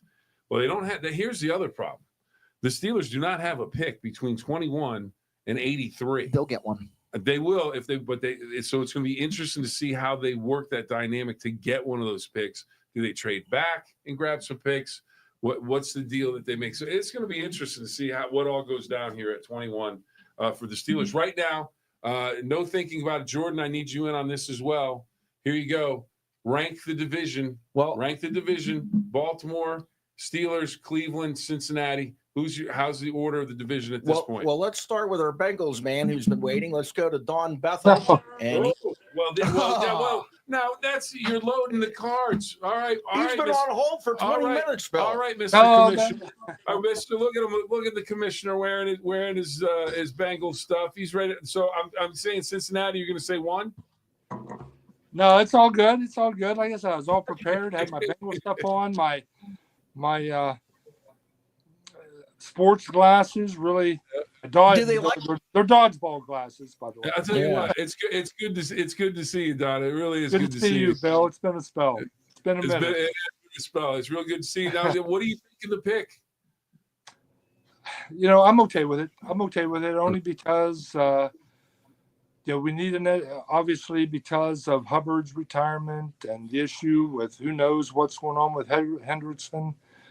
I am good with the pick. I'm not sure if I would have done that. I think that we still need someone to replace DJ Reader in the middle, and the guy and off the radar. To be quite frank, I might have thought about going with Nick Emenworry. I'm sure you've probably heard that guy who's 6'3", 6'3.5", a safety who he reminds me of the safety for Baltimore who's all pro, and the only difference is the all pro safety for Baltimore runs a 4.59 and ours and Emenworry runs a 4.38 at 6'3.5", 225. He'd have been able to defend well and come up for the run. But again, we wanted an edge rusher. We got him. I don't know how that affects the run game. We needed a defensive tackle that could stop the run. So we go with his help. And you know what? To be quite honest, to be quite frank, I would have taken.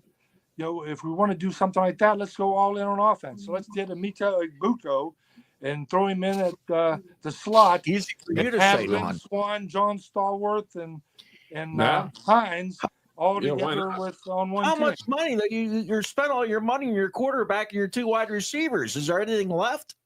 That's why we go with the draft pick with Mbuto and draft him and put him in the slot and try to stop that team. Like I said, Swan, Stallworth, and the Hines Ward on the same team, in my mind. But this guy's got to have some things to lose, things to learn. If you can outscore him, I mean, I know defense wins championships, but if you can outscore your opponent, you can get deep in the postseason of the National Football League. I like Andre Yosi for them as their third option. I think he's a really good player, and I think they're going to need defense. Like I said, they're going to need defense for years because they've got so much money tied up into 3 players. It's crazy, but they will. The Bengals will always have a chance to contend for the AFC North as long as Joe Burrow has a pulse and is healthy. Well, I'll tell you, at the end of last season, the Bengals were the team. Nobody wanted to play the Bengals. No. They were red hot. I mean, the Bills, the Chiefs, nobody wanted to see that Bengals team the way they were playing at the end of the year. But does this draft pick means they're not going to? What does this mean to Hendrickson? Does it mean Hendrickson stays or frees them up to let him go? Because I don't know how they're going to have the money. I can't disagree with that at all. So I still think we have Hendrick signed for 25. I mean, am I right there? Yeah. So we have him for this year. We can develop this guy. If we have to move on from Hendricks next year, I'm not disagreeing with that. But now you and I talked a lot last year. Boy, letting Joe Mixon go really hurt that team last year. They didn't have the running game they needed. Again, I don't think that Mixon was the issue, even though Mixon's a great back. I don't want to disrespect him for sure. Great running back for the Bengals, but as we've discussed, I think the problem was getting rid of Perrine, which we've got back in the offseason because that third and short. We didn't have a guy. Brown, who I love, I think that he's a stat backed and someone that can take the place of Mixon, not all the way, but Perrine picks up that what Brown doesn't have. And like I said, I think Brown is probably the best thing Canada has given to Ohio. Maybe Cleveland will disagree with Guy Lombardo, and the big band people. But, just going that way. And plus, I think that if we wanted to go defense, we could have improved our pass game, our pass protection, and our run around the edge with Nick Emenwuri. Like I said, he runs a 4.38 at 6'3.5", 225 pounds. If he fails at that position, you could put him at being the fastest linebacker in the NFL. So I'm not disagreeing with this pick, but I think that we're putting a little bit too much emphasis on sacking the quarterback instead of tackling the runner and keeping the offense at bay in terms of the run game. That's all. No, well, I'm going to go back to my question for everybody here in the room and for you as well. So how do we rank the teams right now? And we're still waiting for the Steelers and Baltimore to make their selections and everything. But as you look at it, is Baltimore still the big dog on the block in the AFC North? Well, until they're knocked off, how can we disagree? We've got a Omita Eggupa. He would have put fear into people's minds in terms of being that slot receiver and having Higgins and Chase on the outside. And the problem is one of the reasons why we struggled the first couple of games is because Higgins was hurt. So if one of those guys goes down with a bad ankle, who's that guy? I mean, I love Giuseppe too. Tampa Bay is kind of taking a little bit of Don's philosophy here. You talk about a team that's got two pretty good wide receivers and Mike Evans, who's aging, but is still at the top of his game. What's crazy about Mike Evans is he's had 1,000 yards receiving in every single season he's played in the NFL, which is nuts. Chris Godwin, good comparable piece. Absolutely. They're about to take Emeka Egbuka with the 19th overall pick. Wow, there you go. Which now frees up the opportunity. And what I had in my mock draft was somebody trading up with Denver to 20 ahead of the Steelers to take a quarterback. There you go. Named Shedeur Sanders. Yes. I'm never going to get this question answered. Okay. I live with a Steeler. I live with a Steeler fan. I don't want to talk about the Ravens won. Oh, yeah. Ravens won. Bengals 2. Steelers 3. Ravens 4. Or Browns 4. Just you don't know who your quarterback is. Yeah. Jack? Rank the division right now at this moment. Baltimore, Cincinnati.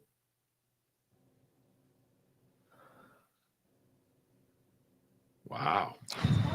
Bothers me.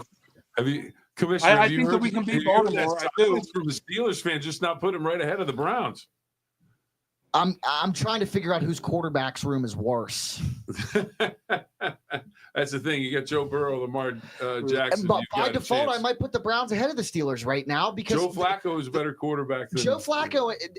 So if you were to rank the 4 quarterbacks, right? Mason Rudolph, Joe Flacco, Kenny Pickett, and Skylar Thompson. Yeah. Skylar Thompson's 4th. Yeah. So by default, the Steelers, I think, have a worse quarterback room than Cleveland does right now. That makes them last in the division because you got to win with a quarterback. Jordan, producer extraordinaire, what's your order?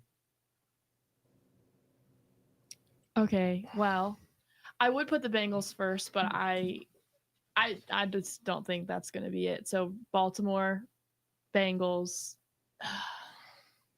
I don't want to put the Browns ahead of the Steelers, but I think Browns Steelers. Yeah, and Don's smiling because he's thinking, well, we're going to the playoffs. If we're second in the AFC North, we're going to the postseason. Well, we thought that last year. So, yeah, that's true. Injuries play a big factor. But I was smiling because I liked you saying Bengals first. I agree with that. We compete. Hey, we compete with Baltimore very well every game. Absolutely, that's true. And the thing that offense is clicking, but I'm telling you, Tyler Boyd had such a valuable role in that offense the previous year, and then you had Chase his issues early in the year, and things just got off to such a bad start. But they were playing well toward the end of the year. So, and I'll tell you what, Tyler Boyd, having covered him in high school, then at Pitt, then in Cincinnati, he was a pro through and through from when he was in high school. He knew exactly what he wanted to do it, how he wanted to do it. He is a pro in that room. That's a leader of that room. You know, he might have better wide receivers, but he's a guy that leads, and I think they missed that a little bit last year. He's solid player. Agree, but you know what? Well, Giuseppe's how do pretty you darn rank the good. division? What do you got, Mr. Bethel, for the division? 1 through 4.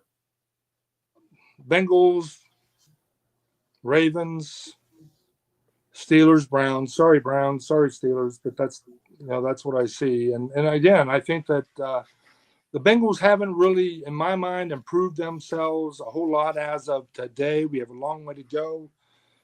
But I think that we're better. We can beat Baltimore. All we have to do is beat the other people that we lose to that aren't. How do we lose the New England first game? How do we do that? Yeah. So we need to start better, start faster. Yep. And Jack, you got something? Yeah, we got to talk about this real quick. Not to change the subject, but Polish Power strikes. The Pirates called up Matt Gorski today. He just hit a home run. All I talked about spring training, and they did send Swinski down. I think the commissioner knows this. You win with pitching in the big league. You win with pitching anywhere. But yes, you do. When they had Gorski in the lineup, he hit all those homers. I said, Don, we're going to have to start a section of the show called Polish Power. Okay, yeah, we'll see. Well, look at what they did. They finally brought him up. We got Polish Power hitting home runs. All right, now, and I can't claim that nickname. That was my man. Rich Swinzinski, who lives down the street, who's Polish Power himself. He said that should be the name of that segment of the show. And I said, okay, there you go. Now we're gonna wrap up here shortly with Donnie, and I appreciate you checking in. Thank you. For those that don't know, he pitched on the Midland. You don't have your ring on, do you? He's got the massive ring. Look at that. There you go. You gotta wear your jewelry. Yeah, that's true. Bill, you don't have your World Series ring on, do you? No, I knock it into stuff. That too was much. what, the Midland Cubs American Association? No. Which one? This was in the Carolina League with Winston-Salem Spirits. We won 2 years in a row. I have 2 of these, but a little too gaudy wearing 2 rings. This is that's my favorite one. It's the one that I actually won game 2 of the championship series. So. And you were on the same staff as Greg Maddox? No, I was on the fall instructional league team with Greg Maddox and spring training. Obviously, we ended up being very good friends. And he's a child. When I was, 23 years old, he was probably 18, 19. But he taught me so much. I was very blessed to be able to chart pitches when Greg threw, because it was right after I threw.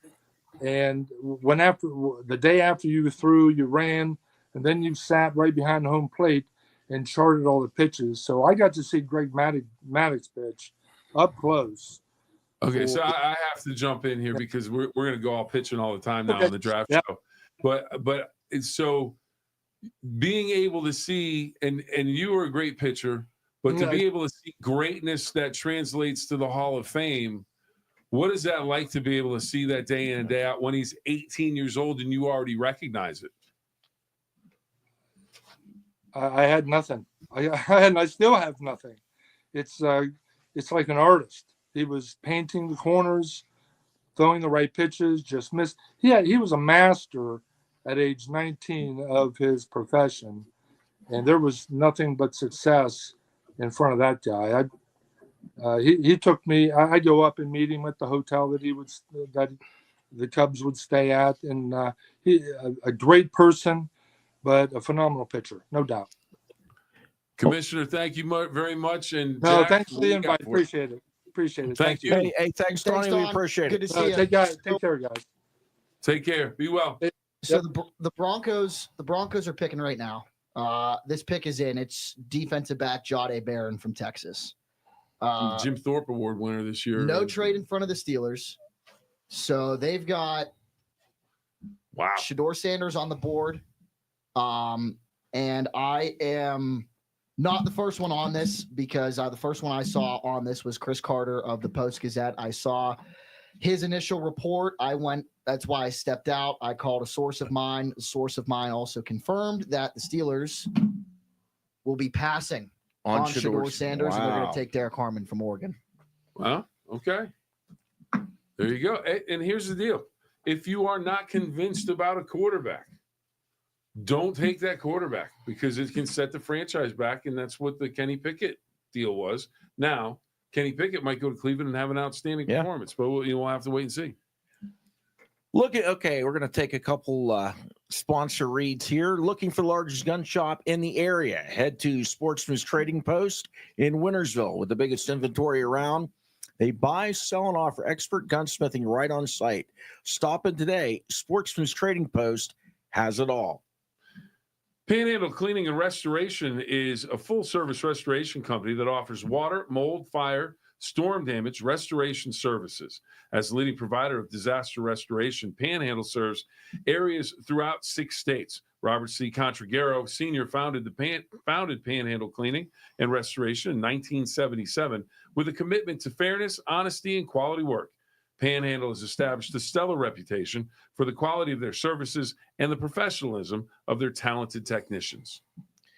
McAdoo Towing and Crane Service, a leader in light duty and heavy duty towing. We also specialize in crane services, oil and gas well services, and 24/7 emergency services. At McAdoo Towing and Crane Services, their business is picking up. DeFelice Brothers Pizza. This summer, let DeFelice Brothers Pizza handle all your catering needs, not only pizza, but pasta, meatballs, sausage, and chicken, and our unique party round sandwich. Call DeFelice Brothers Catering because Italy is just too far away. Bill, are you hungry yet? I'm getting there. I'm definitely getting there. All right. Whiteside Chevrolet GMC Whiteside Spring Cleaning Sales Event is going on right now. Buying a car can be fun, fast, and exciting. Whitesides of St. Clairsville. Hey, Don. Hey, Bill. Are you ready to plant? Yes. Thank you. I rototilled last night. There you go. Rototilled last night. M&M Hardware has the best organic potting soil from the coast of Maine, from gardens to flowers and more. Hey, Jack. What's up? You need some burgers cooked on the grill? Boogers? Burgers. I'm a fan of burgers on the grill, not on the boogers. grill. Yes. So you like them on the grill. All right. So M&M Hardware has the grills. Shop local at M&M Hardware for all of your summertime grilling needs. Get those burgers.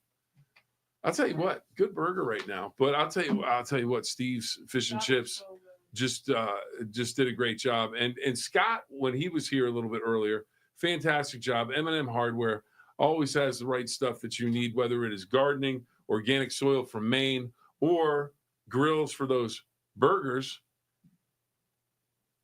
It's important. And Scott has all that stuff.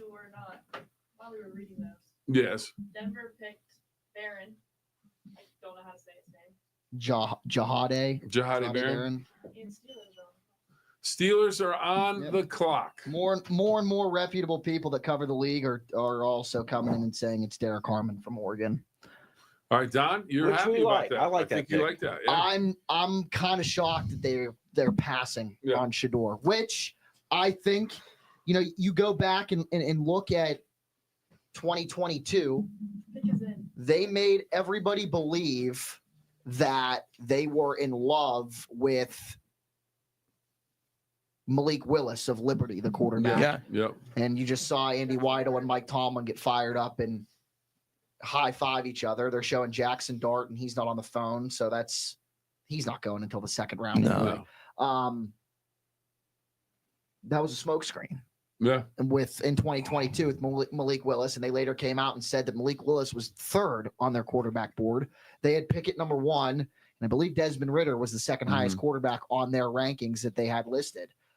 Could be the same thing here. Yep. Maybe they liked Shedeur Sanders, but they didn't like him enough to take. They believe, the Steelers believe that Derek Harmon is Cam Hayward 2.0.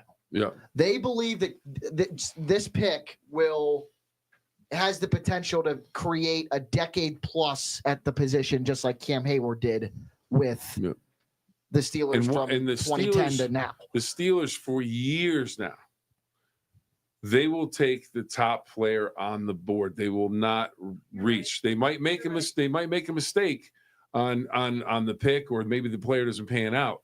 But they look at their board. Who's the best on our board? That's who we're going to go with. And if they had him circled, it didn't matter what Sanders was going to do. So it looks like that is the deal. As the Steelers, they're still looking for a quarterback. When's the last time Roger Goodell announced the Steelers pick? Because the late Franco Harris announced the Pickett pick.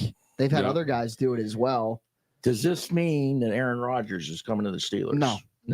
No, I don't. I don't. The longer that takes, it's starting to heat up. I think he's going to retire. I've also heard that they have not had any contact with Aaron Rodgers since the Pat McAfee interview. Now, that could have changed. I had heard that a couple of days ago, but I had heard that they have not had any contact with Rodgers or anybody from Rodgers' camp since he appeared on Pat McAfee.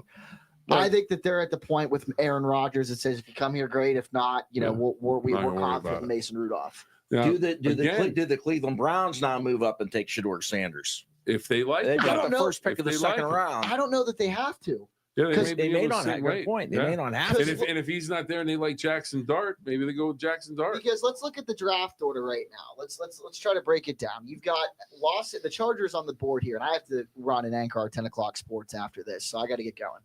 I'll be back.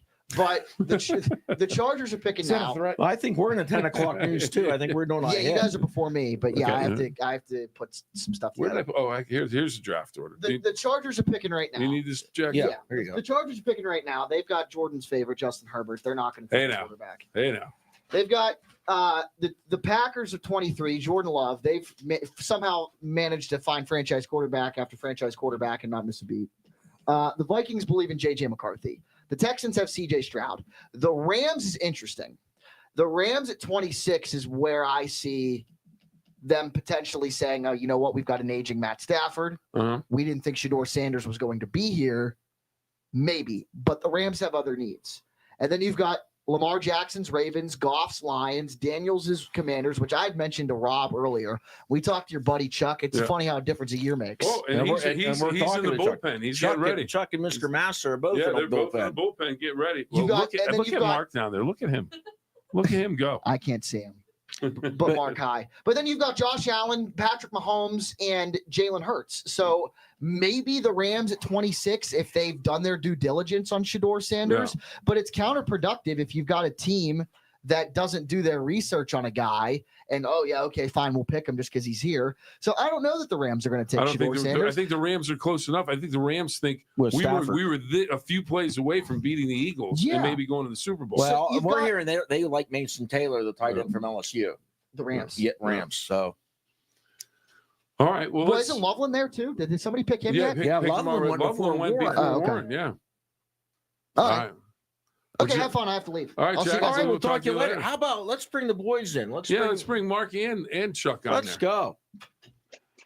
A cast of characters. Oh, there you go. Hello, look at Chuck taking his glasses off, going on. Oh, big Billy. sexy.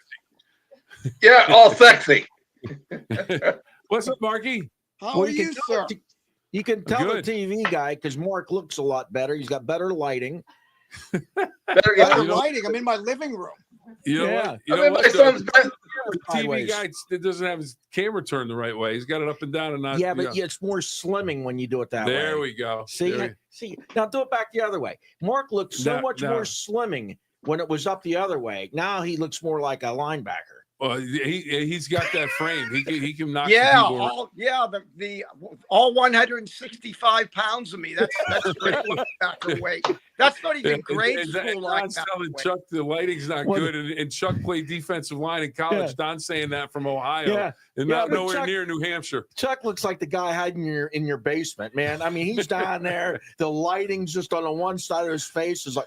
Come down here. Oh, my God. I thought it was a flashback. No, it's this big dude in the basement. All right. Hey, Marky, I've got to ask you this because you're in Pittsburgh. The draft is going to be in Pittsburgh next year. But your Green Bay Packers, they have shown out this year with the draft. I mean, it looks incredible in terms of the amount of people, in terms of the layout. And, of course, can you describe a little bit, because you're an owner, the what it's like at Lambeau to be a part of that tradition, that history? It's kind of like a living museum. Oh, Lambeau, if you're a football fan, not even necessarily a Packers fan, just if you love football and you love the history of the NFL, you need to go there. It's like going to Mecca. You know, it's an unbelievable place. I mean, the weather isn't the greatest in the world, as my wife will attest to that. Because we went up one year, like a few days before Christmas, and it snowed 5 inches during the game. I'm still hearing about that. So that was not pretty. I mean, and that was the game where neither Rodgers nor Roethlisberger played. So it was kind of a meaningless game for both teams. But, you know, you get to go to the Packers Museum. And since I've been there, I mean, they've really built the place up around it, too. You know, the museum's great. And I guess you can go sled riding there. And there's all kind of different stuff to do.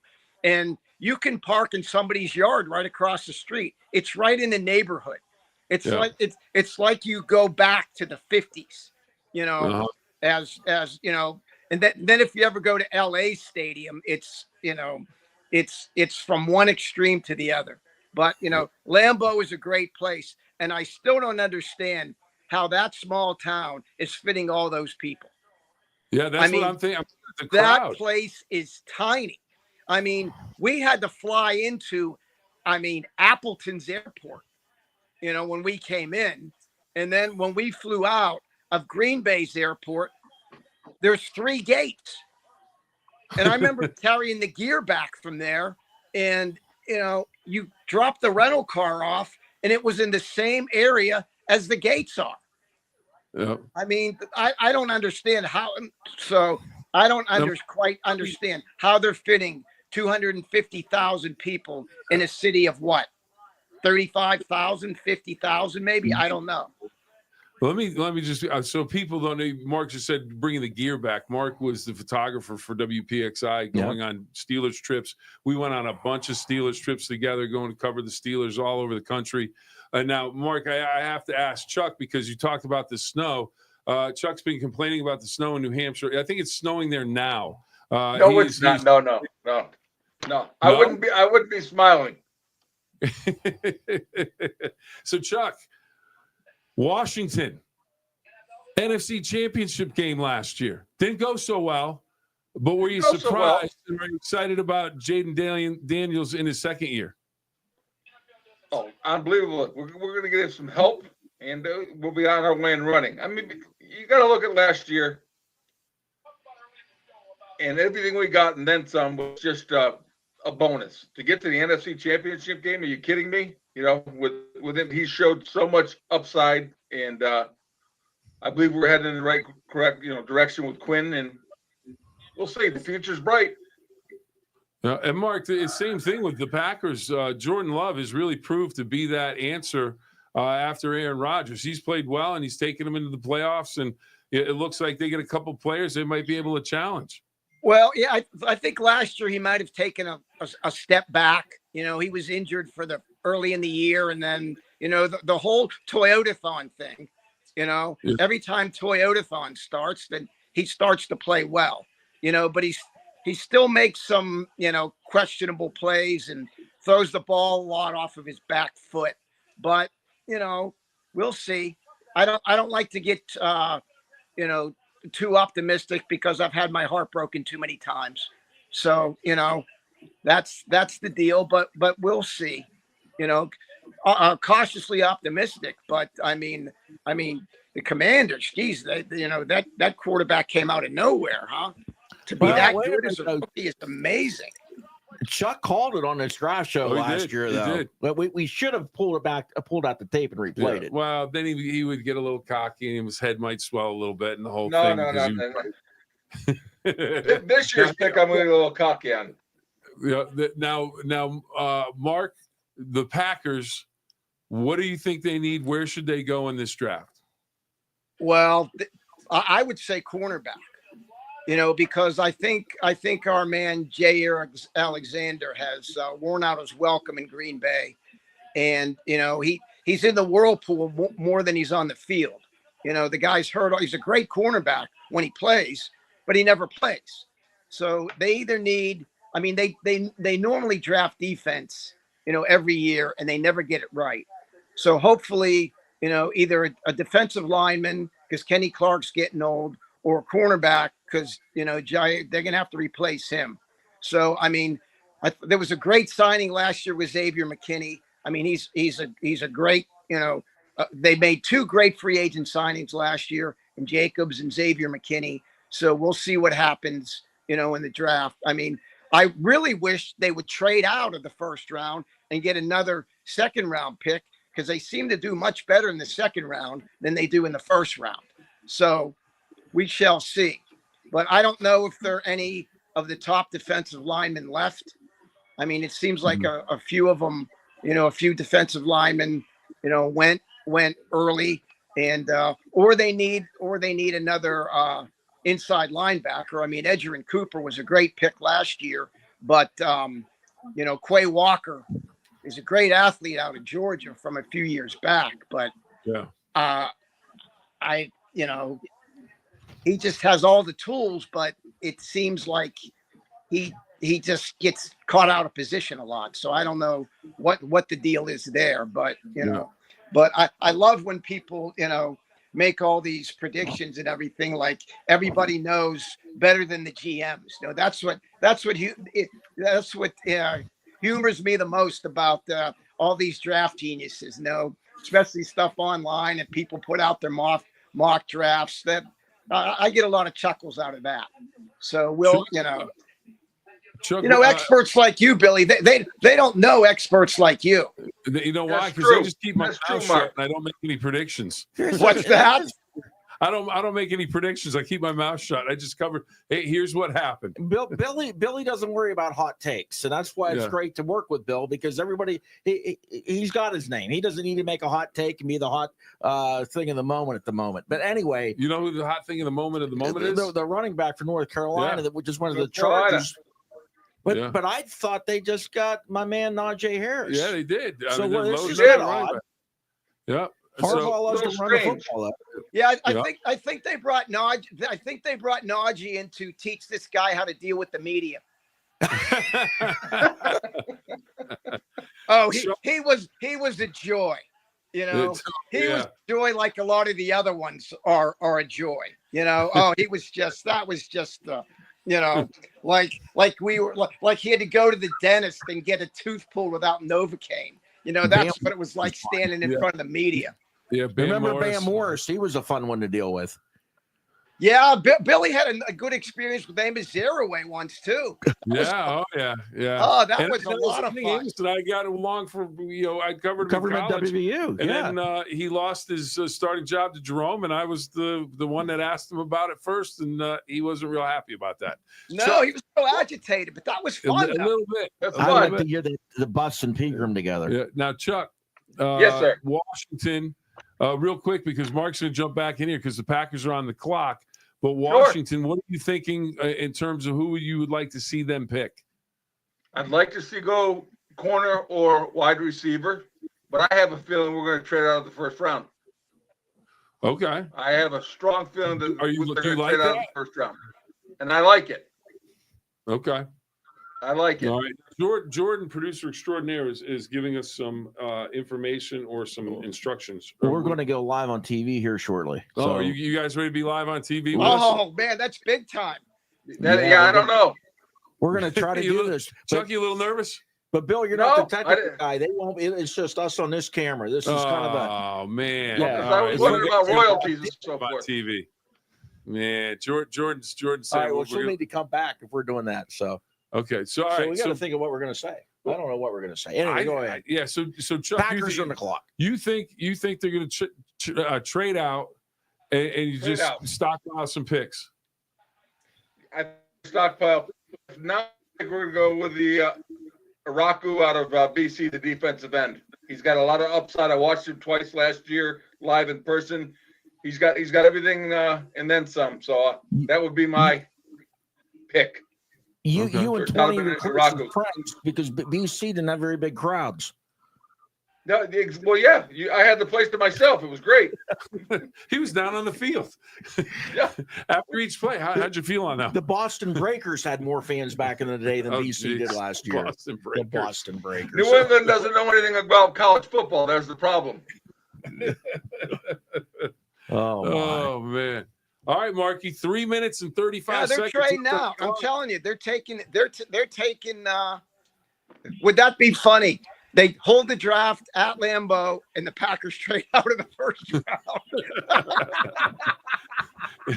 Yeah. Oh, they would everybody be, but they're also nice. They'd have cheese together, and they'd be. Look at that crowd.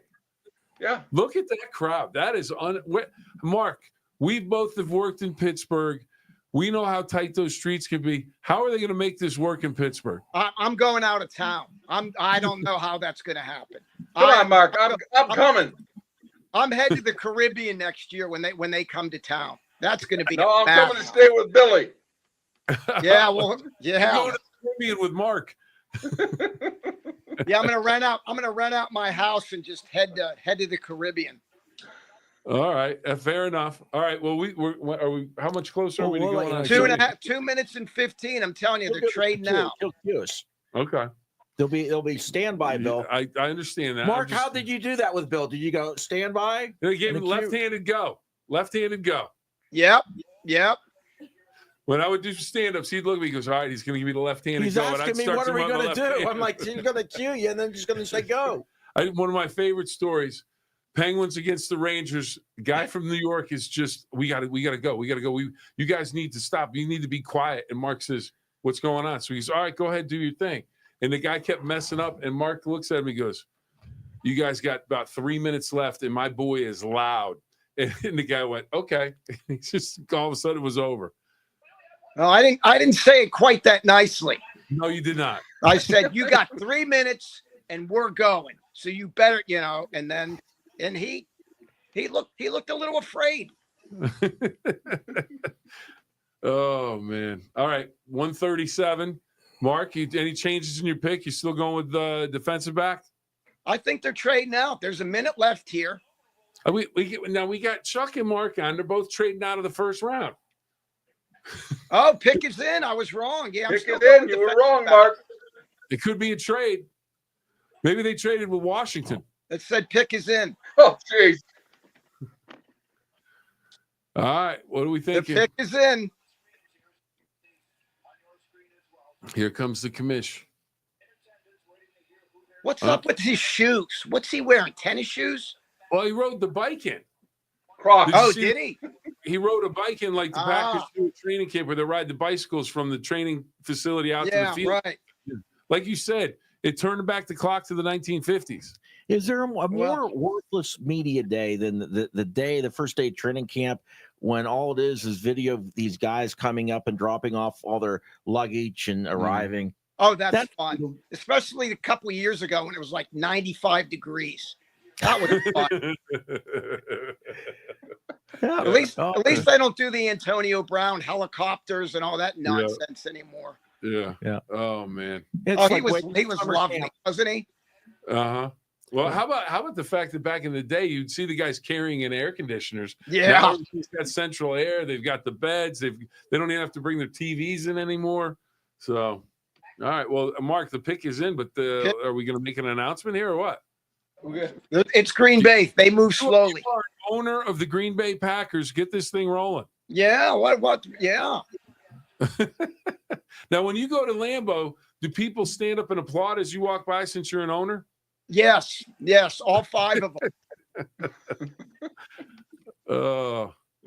I still think that's really cool that they sell the shares for the Packers owners. I just think that's a great idea. All right. Well, this is taking forever. Oh, okay. Here we go. Also a former Washington, isn't he? Yes. Mr. Murphy. Super Bowl champion under Joe Gibbs. Yeah, he was a player. He was talking about. He was a player. I'll tell you what. Talk about a good safety. He went to West Liberty, by the way. Yeah, local school guy. Yeah. Look at him. Washington through and through. Oh yeah. Okay, he won a title with the Packers too. How much time are we looking at?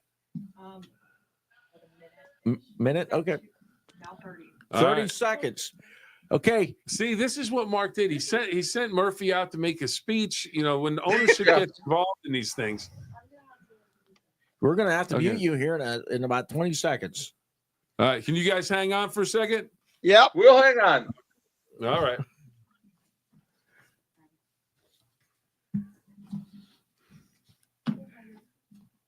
Oh.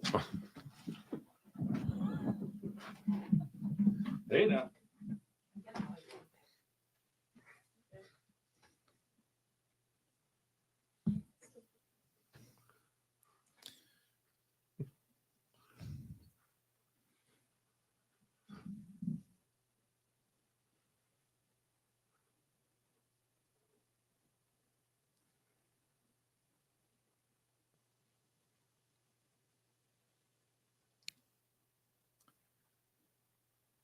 And we've got our live audience on Facebook and on YouTube TV.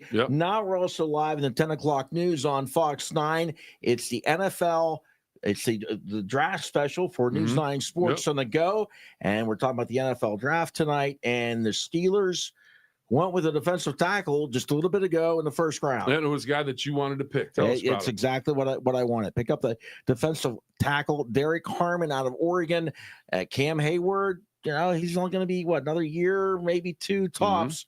This guy could be the replacement for Cam Hayward, and his name is Derek Harmon out of Oregon. Great pick by the Steelers in the first round. Shedeur Sanders, the quarterback, a lot of people thought the Steelers would get. He is still out there. The Cleveland Browns, they ended up making a big trade in the first round, traded down, and got defensive tackle Mason Graham out of Michigan. Yeah, and he's a guy that everybody loves in the middle of that defensive line for the Cleveland Browns. That defensive front is going to be stellar with him and Myles Garrett, a pick that you like. And then the big thing about that trade, all the picks that they picked up for later in this draft and next year. And the Browns have the first pick of the second round. Could Shedeur Sanders be picked by the Cleveland Browns? I think there's a very strong likelihood of that happening. Now, our draft show continues tonight until the first round is over, and then tomorrow from 7 until the draft is over, second round and third round. So if you want to check us out, go to WTOV9 Facebook or the WTOV9 YouTube page and do it now. He's Bill. I'm Don. We'll talk to you later. All right, and we are back live now. We can unmute the fellas and tell us what happened while we were on TV. Well, Matthew Golden, a speedster out of Texas, he was I think he had the fastest time at the combine mark at 4.29 or something like that. Yeah. Well, so not a defensive back. Up playing there in December, though, isn't he? Yeah, that's a heck of a suit he's got on. Oh, he's money. Look at that. Yeah, first absolutely. 2002 what do you like about this pick? Did they need to go wide receiver? Well, they needed speed, and since Christian Watson may be done, so and he blew out his knee against the Bears in that meaningless game, so they needed a deep threat to open up the offense. So. And they got they also got Mecole Hardman from the Chiefs too. They signed him as a free agent. So that's surprise. That's 4.29. They need somebody to take the top off the defense. So there he is. They wanted to make that pick when Aaron Rodgers was in Green Bay. Thank you. I was thinking the same thing. For all the times that Aaron asked for help, he never got it. Now all of a sudden, Love gets all the help. That's what makes it funnier. Oh, isn't that tremendous? He's probably really now. Oh, that's too good. He's taking it over. Hey, and the Vikings pick is now in too. You'll hear the boos for that. We're moving fast and furious. Yeah, this giant, isn't it, man? Yeah. Pardon me. You gonna make it, buddy? No, I don't know. I need a drink of some sort. Billy choking over there. Wow, I'm so excited about the Matthew Golden pick that I can hardly stand. Well, he's got this black jacket with the gold flecks in it. Wish he went to the Steelers. That would have been perfect. Yeah. All right. So Vikings up next. Packers surprised one of the owners, which I'm a little surprised that you did not get a call before that pick was called in, Mark. Maybe you know what they did? They probably approved it for Gordon Lesh, another owner that is at WPXI. Yes, I think Gordo bought those for his parents, didn't they? Didn't yeah, and then I think they gave him back. Well, Billy, it's time now for us to mention some of our sponsors and tell me about Laudamus Communications and Security, my friend. All right, well, let me put my glasses on. Much like Chuck, he had his glasses on before, and they took them off to look sexy. So here we go. We're going to Laudamus Communications and Security. Every day we depend on our public safety heroes to answer the call. And when safety and security becomes mission critical, they depend on Laudamus Communications and Security since 1967. From two-way radios to alarm monitoring, smart video cameras, and telephone answering services, we deliver every day, everywhere. We stress every detail so you can relax. Always connected and always protected. Laudamus Communications and Security. Give them a call at 866-9-ANSWER or www.laudamus.com. Belmont Savings Bank celebrating 140 years of local community banking. As they look back on their 140-year legacy serving the Ohio Valley, they're filled with gratitude for the trust and support of their customers. Since their founding, they've remained steadfast in their mission, serving customers, businesses, and organizations that make the community great. Their ability to make decisions locally has been at the heart of their mission, and it is what sets them apart from others in the industry. Theo Yanni's Greek American Restaurant serves you for all your dining needs and wants, not only on draft day, but every day. You can find various menu items from traditional Greek food to wings, pizza, sandwiches, wraps, and much more. Theo Yanni's, let our family serve you. Home of Bangy Sauce. Laborers Local 809. Laborers Local 809 takes pride in building a better America. Hiring local signatory contractors supports our communities, trained and experienced workforce. Laborers Local 809. Hire local so we can shop local. WVU Medicine Black Lung Clinic. The Black Lung Clinic at Reynolds Memorial Hospital offers a one-stop clinic for evaluation of black lung disease and other occupational lung diseases. Even if you're not showing symptoms of a respiratory problem, you should get tested to establish a baseline for future comparisons. Call them today at 304-843-3307 to sign up and get tested. The Black Lung Clinic, located at Reynolds Memorial Hospital in Glendale, West Virginia. Cedar One Group, leading the Ohio Valley in real estate, property management, contracting, and more. Cedar One Group strives to be your choice in real estate sales, residential, commercial, property management, and storage through hard work and dedication. Cedar One Group, all your needs under one tree. All righty, fellas, what did we miss? Nothing. Oh, still on the clock. Giants traded up. Giants traded up. Giants traded. Well, Down or up. up or down? Where? Up. Yeah. Producer, They traded up. If you trade up, could that be Shador? It could. That It could might be be. Shador. Or do they take Dart?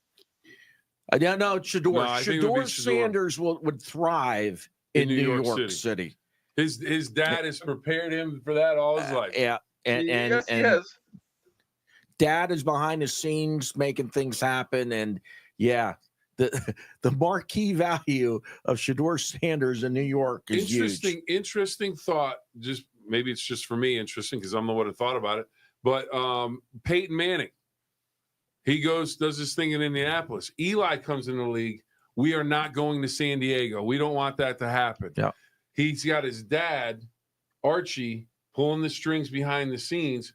Now he's got Dion pulling the strings behind the scenes here to, again, get someone to go to New York. But now we're, seeing Jackson Dart, it looks like, on the screen. So maybe it is Jackson Dart. No, I don't think so. I think it's Jackson Dart. He's shaking a lot of hands, kissing a lot of babies.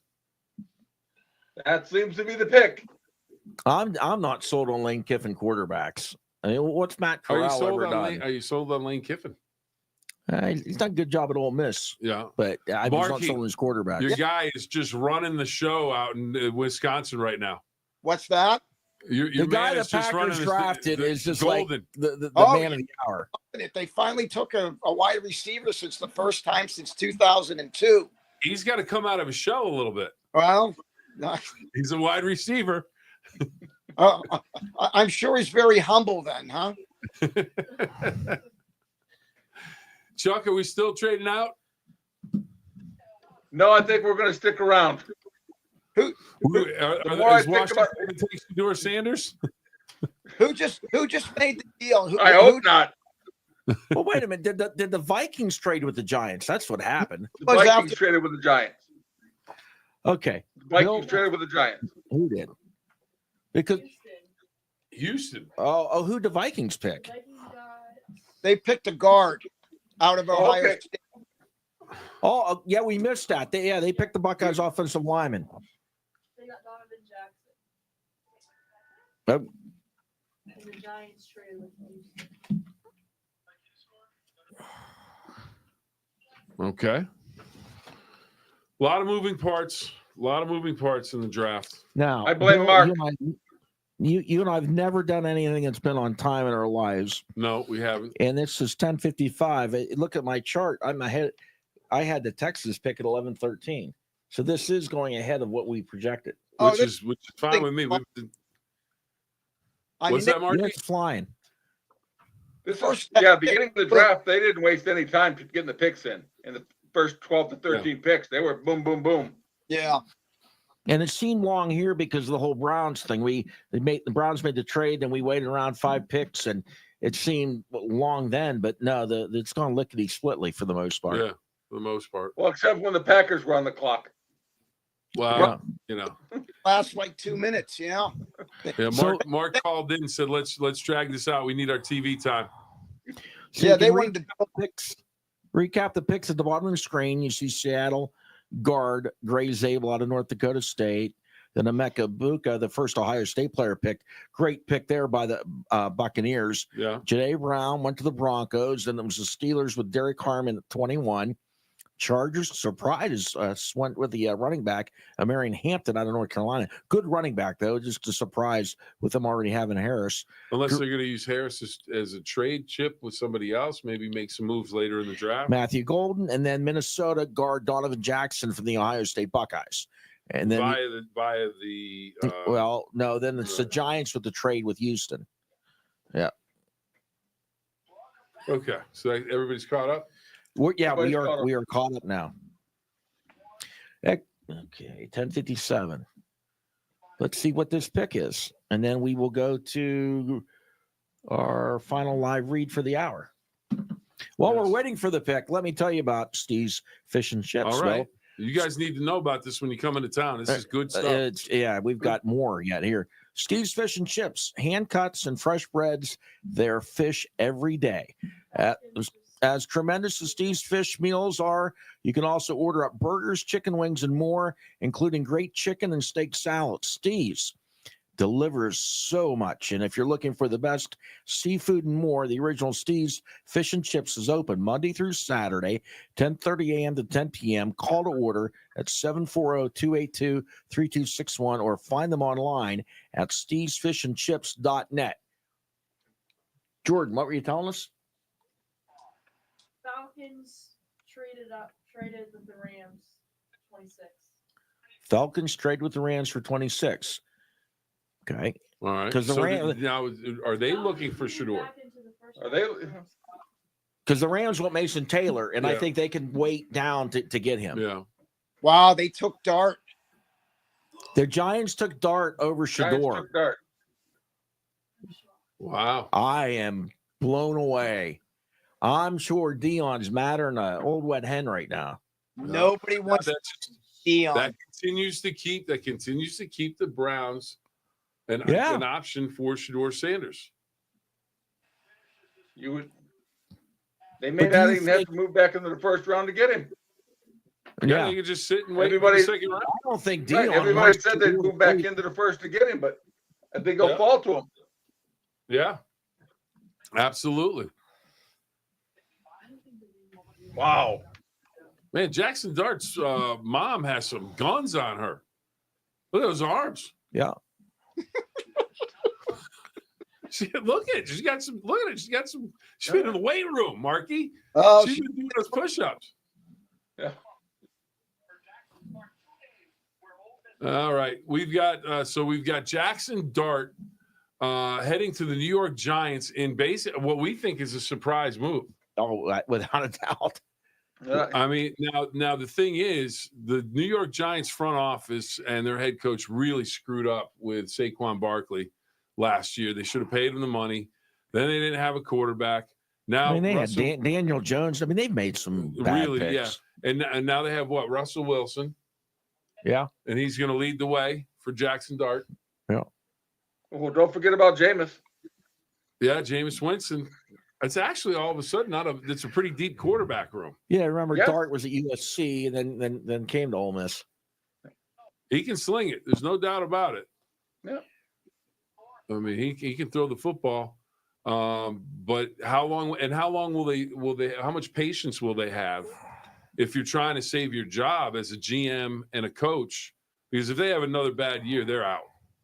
You got to think week 7-ish, and you got to make the move if you're not. Yeah. Yeah. At the latest. At the latest. Well, let's it's a no-win situation for Brian. Yeah. Let's wrap up the 10 o'clock hour here. Bill, tell us about Cinna Blue Wave and Klempner Plumbing and Heating. All right. Well, Mark and Chuck, they're looking to get in shape for the summer. And they're looking to get in shape for the summer, and they are going to head to Cinna Strength and Wellness in Follinsby, West Virginia.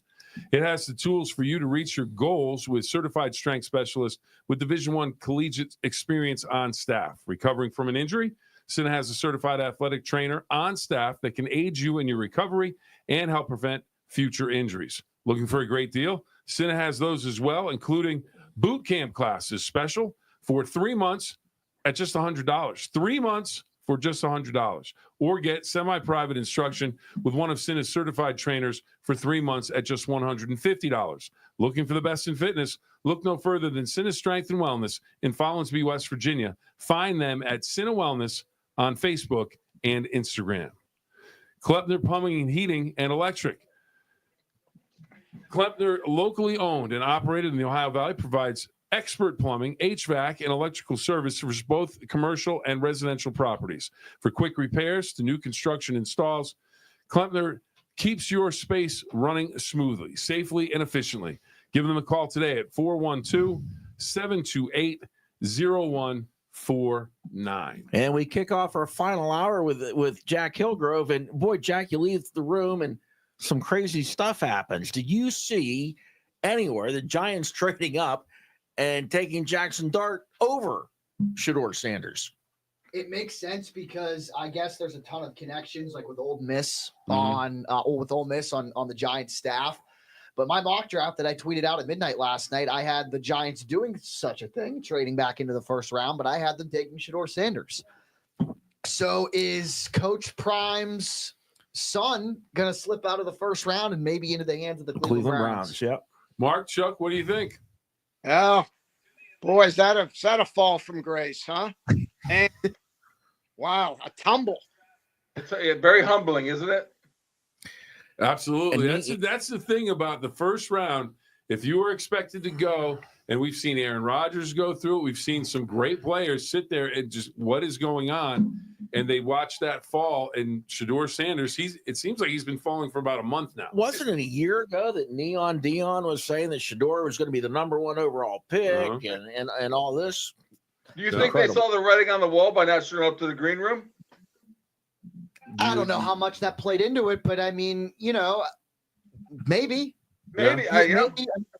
Declining that invite, I mean, they obviously go about things in their own way. Sure they do, yeah.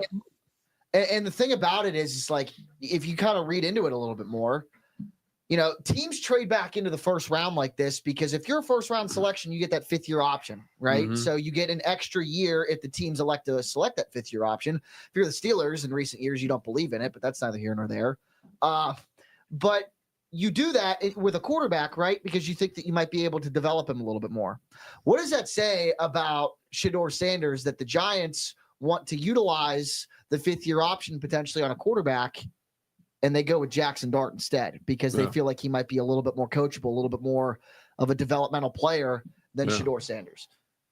It's interesting. There's something there that every team in the National Football League doesn't like in terms of him being a first-round pick. Well, What's that? They don't want to deal with Dion. Yeah, we're all old enough to remember Dion, and Dion did whatever the heck Dion wanted. I mean, he was prime time. It's all about him. Yeah, he was really good though. He was really good though. I missed that. The Chargers went with O'Mary and Hampton. Yeah. Why? When they had Najee Harris. That's what we all said. You know, I'm thinking maybe they trade. Harris might be on the trading block. They might have some other guys they want to trade. They did only sign Najee to a 1-year deal. So I'm telling you, they brought Najee for media coaching.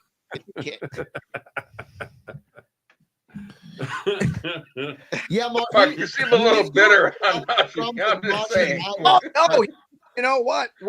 When he talked one time, he got in a back and forth with a photographer from Channel 4. That was one of the funnier moments I've had in my entire career in the business. That was tremendous. The Steelers PR had to shut it down. It was beautiful. I'm thinking, man, you know, days like this make it really worth it. You know, that was absolutely. That was with Mike Jackson. Okay. No, so we're here years ago. Yeah. So he looked at Najee looked at his name tag and said, "Is your like in the middle of an answer?" And like, because he's got his name, you know, his badge or whatever, and he happened to look down and read his name, and he was like, "Is your name actually Michael Jackson?" And they had a back and forth, and they were talking about his shoes too. Yeah, very funny clip. It's still, if you search it, it's still out there somewhere. No, this is a different one where they confrontational, where a Channel 4 photographer asked Najee a question. And they were going back and forth, and then Steelers PR stepped in and ended it, and we were done. Oh wow! So it was getting heated. Oh, it was beautiful. Oh, I just it's like that made it worth it. I'm thinking, oh, I'm glad we waited around for this, because normally, you know, it's toward the end, Billy. We had they brought the star players at least to the middle of the room behind a backdrop. You know? Because there wasn't enough room at the lockers, because ever since COVID, they put those glass partitions up, you know. Yeah. So, I mean, this was beautiful, because they started going back and forth and you know, this was the same photographer that gave Antonio Brown the gift card, if you know who I mean. I won't mention his name. But this was the same photographer from Channel 4 who gave Antonio Brown the gift card for what's the name of the place? Dunkin' Donuts. Yeah, Ryan Record, former Ryan Record, and I both witnessed that. That was from years and years ago. Yeah. Ryan Record, of course, WTOV9 alum. Yeah, Ryan Record, Channel 4's own. Yes. Yes. Well, guys, I can't thank you enough for coming on and doing yeoman's work with us. We really appreciate it. And Chuck, we were going to wait and see if they trade back. I know you have to go to work tomorrow, and you stayed up way past your bedtime. I only have to go in at 3. Huh? I have to be in at 3. You'll be fine. It's fine. I sleep till noon on a daily basis, Chuck. I don't start till 3 a.m. Oh, no, never mind. I start every day at 3 p.m. Chuck, you got to go sleep quick. Sleep quick. Bill, start 4? No, it's actually tomorrow. Don Sloan has taken pity on me, and I don't have to come in tomorrow morning. Bill Steinbach's in relief. Yeah, but I'm anchoring the morning show on Saturday, so it all evens out. It all evens out. It all evens out. Saturday morning shows later though. So it's not till 9 o'clock for me. That's like middle of the afternoon. So, you know how that Chuck how that is, Chuck. It's kind of like 9 in the afternoon. The day's almost over. It's almost over at 9 a.m. When you get to 2 in the afternoon and you start to think, I could go to bed in 3 hours. Perfect. Exactly. Wow. Marky's shaking a head. He's like, oh man, they've ruined him with these morning shows. Well, guys, can't thank you enough. Really appreciate it. Mark, congratulations on your new wide receiver, Matt Golden. And you know what? I let us know how the negotiations go from the ownership perspective, so we can get a little inside scoop on when he'll be signed. Okay.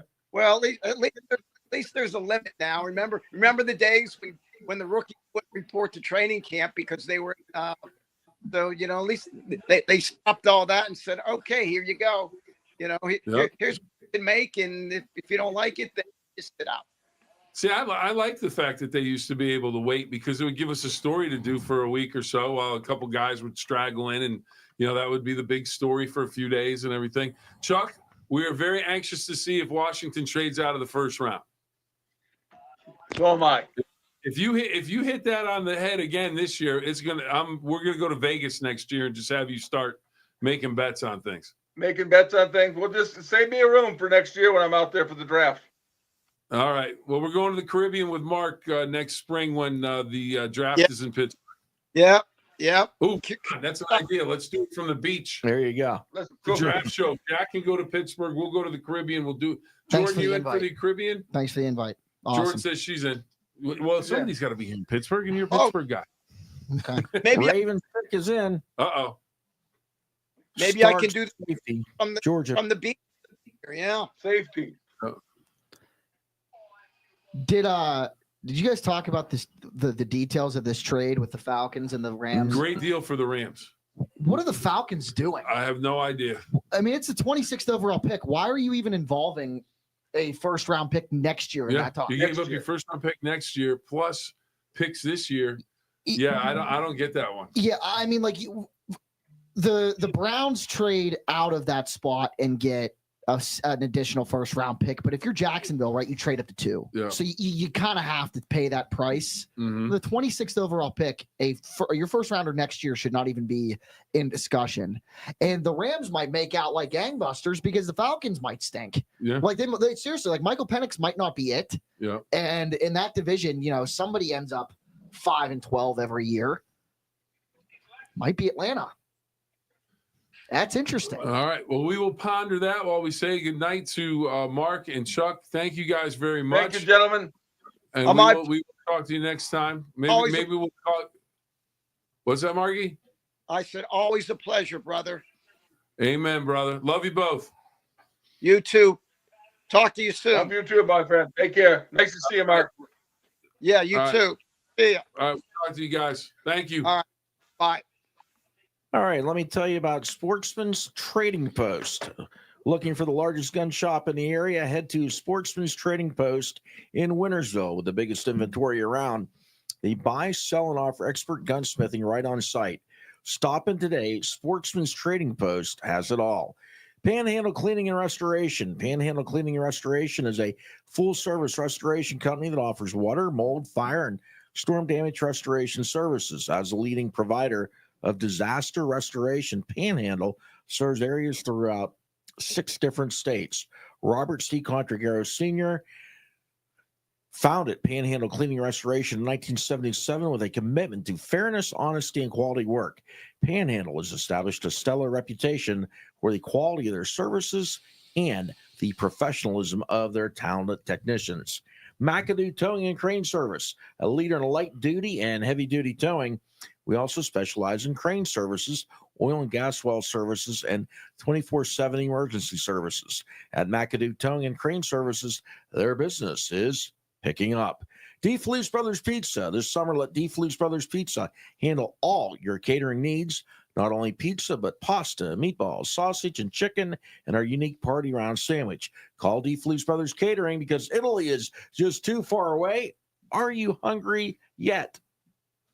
Whiteside Chevy GMC Whiteside Spring Cleaning Sales event is going on right now. Buying a car can be fun, fast, and exciting. Whitesides of St. Clairsville.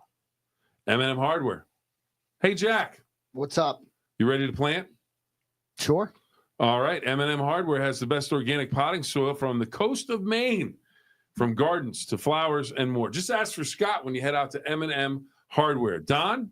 Yes, Bill. Burgers? Absolutely. Do you have anything to cook them on? No, I don't. All right. Well, M&M has you covered. They have grills. Shop local at M&M Hardware for all of your summertime grilling needs. Laudamus Communications and Security. Every day we depend on our public safety heroes to answer the call. And when safety and security becomes mission critical, they depend on Laudamus Communications and Security since 1967. From two-way radios to alarm monitoring, smart video cameras, and telephone answering services, we deliver every day, everywhere. We stress every detail so you can relax, always connected, and always protected. Laudamus Communications and Security, give them a call at 866-9-ANSWER or www.laudamus.com. Belmont Savings Bank celebrating 140 years of local community banking.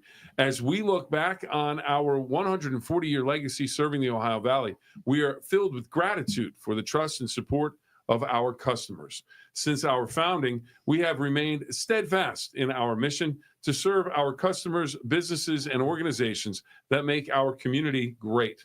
Our ability to make decisions locally has been at the heart of our mission, and it is what sets us apart from others in the industry. Back to the draft, and Jack, a couple things happened while we were in our commercial break. What do you got? I'm still hung up on this Falcons trade, because if you look at the Texans swapping with the Giants move up from 34 to 25. They trade 34.99 and a 2026 third rounder. Rams trade 26 to the Falcons for 46. So a little bit. The Atlanta or LA kind of goes back a little bit further than Houston does. But a 2026 first round pick is in there as well. And then the third round pick that the Falcons are getting in addition to that pick is only 2 picks back from that 99. Yeah. Translation, what are we doing, Atlanta? Yeah. So So the Rams have Atlanta's at 46. Yeah. And what else? 90. Did you update the 99th selection is now Houston? Yeah, because that was part of that other trade with and Giants. Ohio State, and then the Tyleek Williams off the board for Detroit. That would have been a guy that I would have been okay with if the Steelers were able to trade back into the second round, because I didn't think he'd be there, and if they would have went elsewhere other than defensive line. He's going to be a really good player. Now it's been a while. When you get a chance, let's talk about the Browns. What now they have after their trade? It's, yeah, we can do that. Yeah, because the Browns, without any trading, the Browns already had the first pick of the second round. Yes. So they've got number 33 overall. Now they made that trade with Jacksonville for Travis Hunter for that spot. So no, Williams, this is a great pick. Browns get 36 too. So they're picking at 33 and 36. What a way to start. The Steelers don't have a pick in the second round. Nope. Browns have 2 in the first 4. Browns don't have, or the Steelers don't have a pick until 83. Wow. So Tyleek Williams, defensive tackle, Ohio State, goes in the 28th pick to the Lions, who already have a stout defense. Second Ohio State player selected in the first round. Third, I think the offensive lineman. Yep. Simmons. Right? Yeah, the guard. Simmons. Yes. So Yeah. they're third. The defending national. It's funny how it makes it 7 straight years with at least one first round pick. So the Steelers' next pick is 83 right now. Yep. Because the Browns also have 67. So the Browns will draft 3 times before the Steelers draft. Yeah, the Browns gave up 104 and 200. Okay, 104. Oh, yeah. So Jacksonville now has 104 and 200. Cleveland now picking 33, 36, and 126. And just so you know, 104 is the second pick in the 4th round. Okay. And that they made out the Browns made out like gangbusters, and the Giants. That's why Jacksonville is Jacksonville. Mm-hmm. I mean that does. Yep. And the Jags. I mean, you've got a rookie GM. You've got a rookie head coach. You try and be aggressive, and you make a splash. Like I said earlier, I don't think you were here at the time. They need some sizzle. They need something to sell tickets, and this is a guy that may be able to sell tickets. But if you're giving away a haul, that's going to shortchange you somewhere else. And a lot of people are talking about Travis Hunter and Abdul Carter being generational prospects. I think Mason Graham has the potential to be a generational type of defensive lineman for Cleveland as well. And anytime you've got a player, right? Like you've got a quarterback. If you've got a franchise quarterback, that's the big hill to climb, and then you can put pieces around them. Like when we were Mhm. just talking to Chuck, Yep. funny how what a difference a year makes. It's can we find this franchise quarterback 2025? Okay, now we've got one, you build around them. Yep. In different position groups, it's also the same thing. You've got Myles Garrett on that defense. You've got Myles Garrett on that defensive line. How can we build around him? Yeah. Well, they're going to be able to do it with Mason absolutely. Graham. Yeah. And again, for somebody that loves the Steelers, I'm terrified for the Steelers to face that defensive line 2 times every year. I would have been terrified for them to face Travis Hunter in that secondary 2 times every year. But Mason Graham, especially with how the Eagles won the Super Bowl. Yeah. Yeah. That's going to help Cleveland out tremendously. And if they're able to pick a quarterback at 33 or 36, which I think they're going to be able to now, they're winning the draft. They're one of the winners tonight for sure.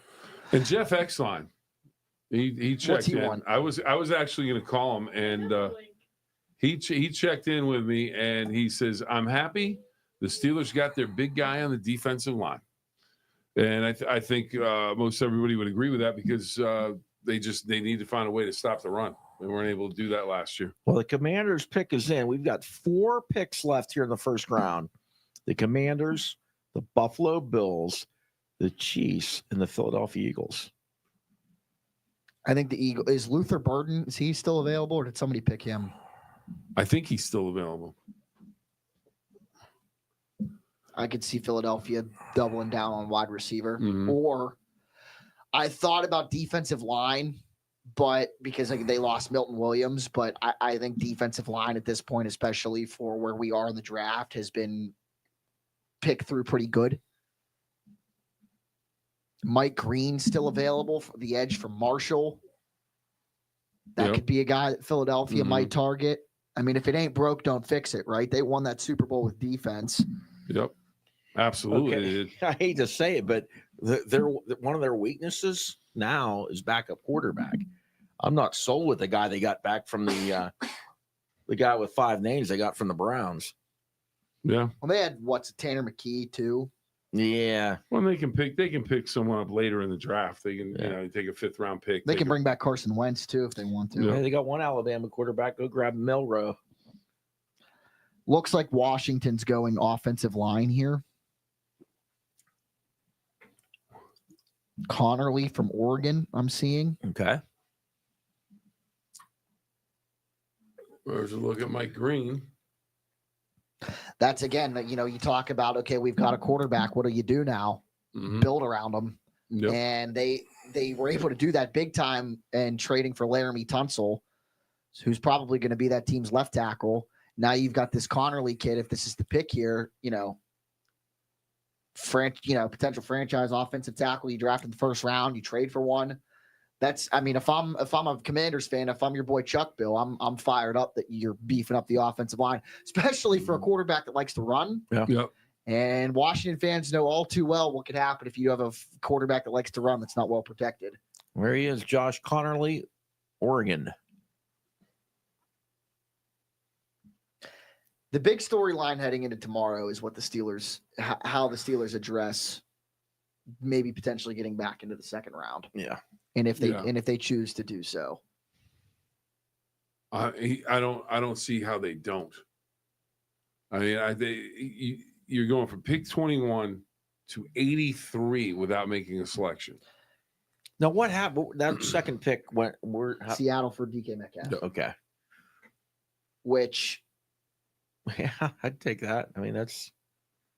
Yeah, I mean, I don't have a problem with the trade that they made. It's just I'm surprised that by now they haven't. But next year's the draft that they deal. stockpiled all the picks for, right?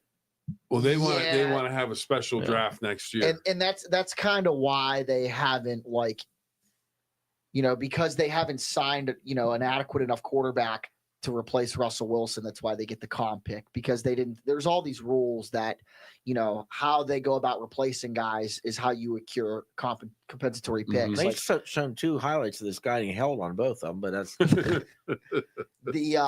so he's playing on the left side mostly for Oregon.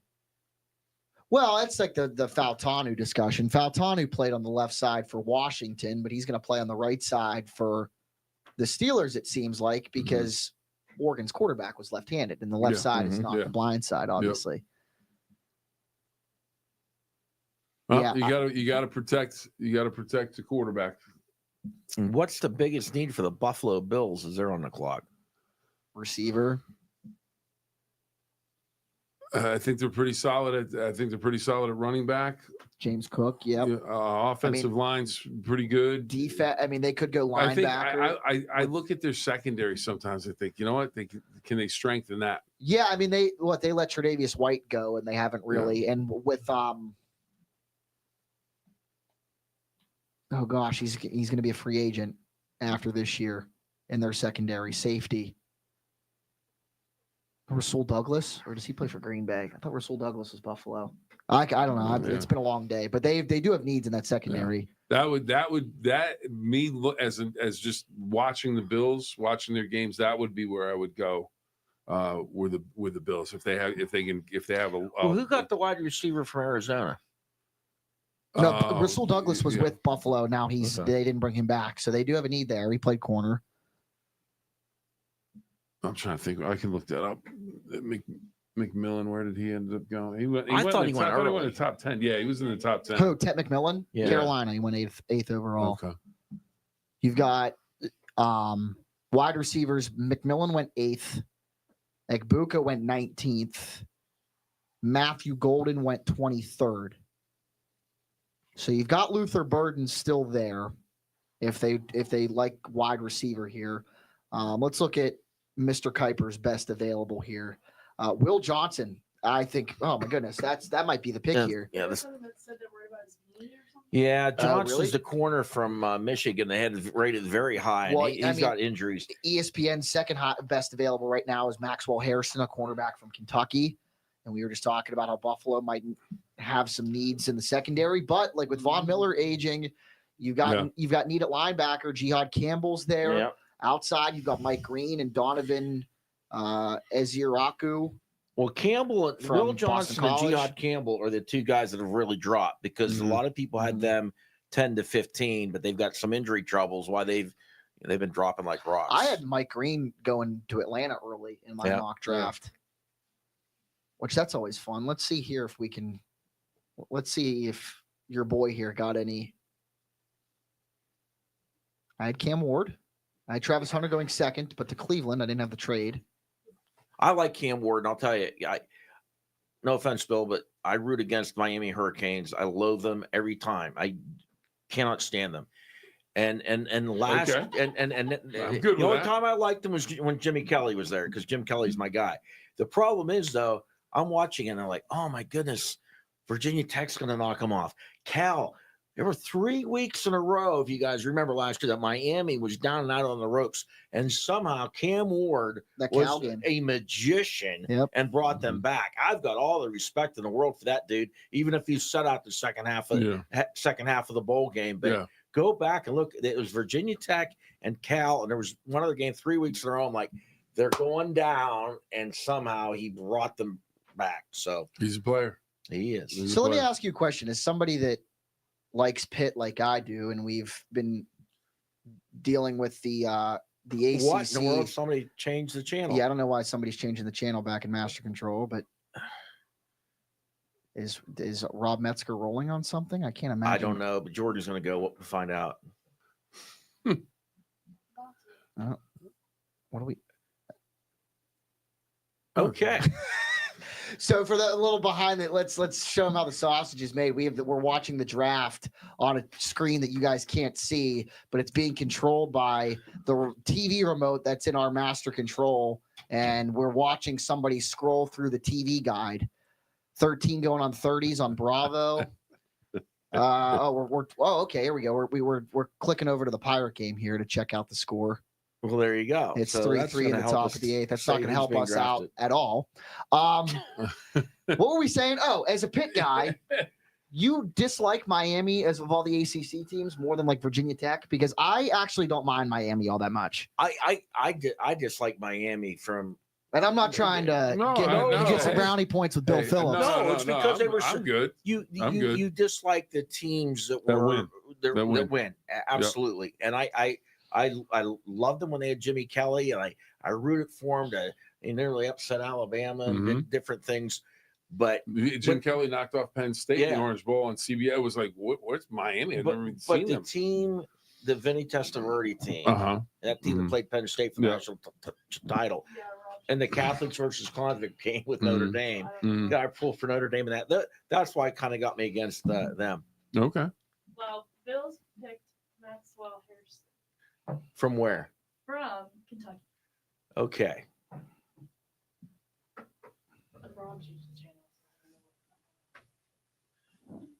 Okay.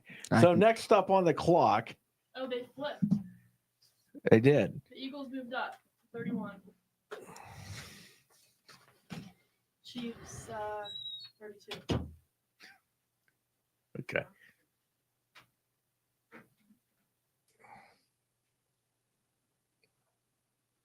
Why would they do that? The Bills, the Chiefs, and the Eagles, huh? But the Bills did pick them, right? The Bills just picked Harrison from Kentucky.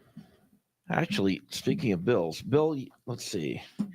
We're gonna wrap. And the Eagles were 32, the Chiefs were 31, and they swapped. Why would they do that? There may be more to the trade than just that. They may have swapped those, but then they may have done some other, or to make sure that someone selects the player and then they get that player in the trade. Like you move up, pick that player, and we make sure we trade them. Well, Bill, I want to tell you about the best Greek food that you can find, and it's at Theo Yanni's.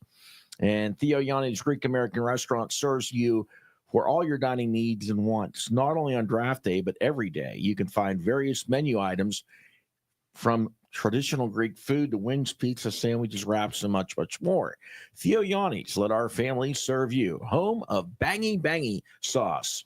Labor's Local 809 takes pride in building a better America. Hiring local signatory contractors supports our community's trained and experienced workforce.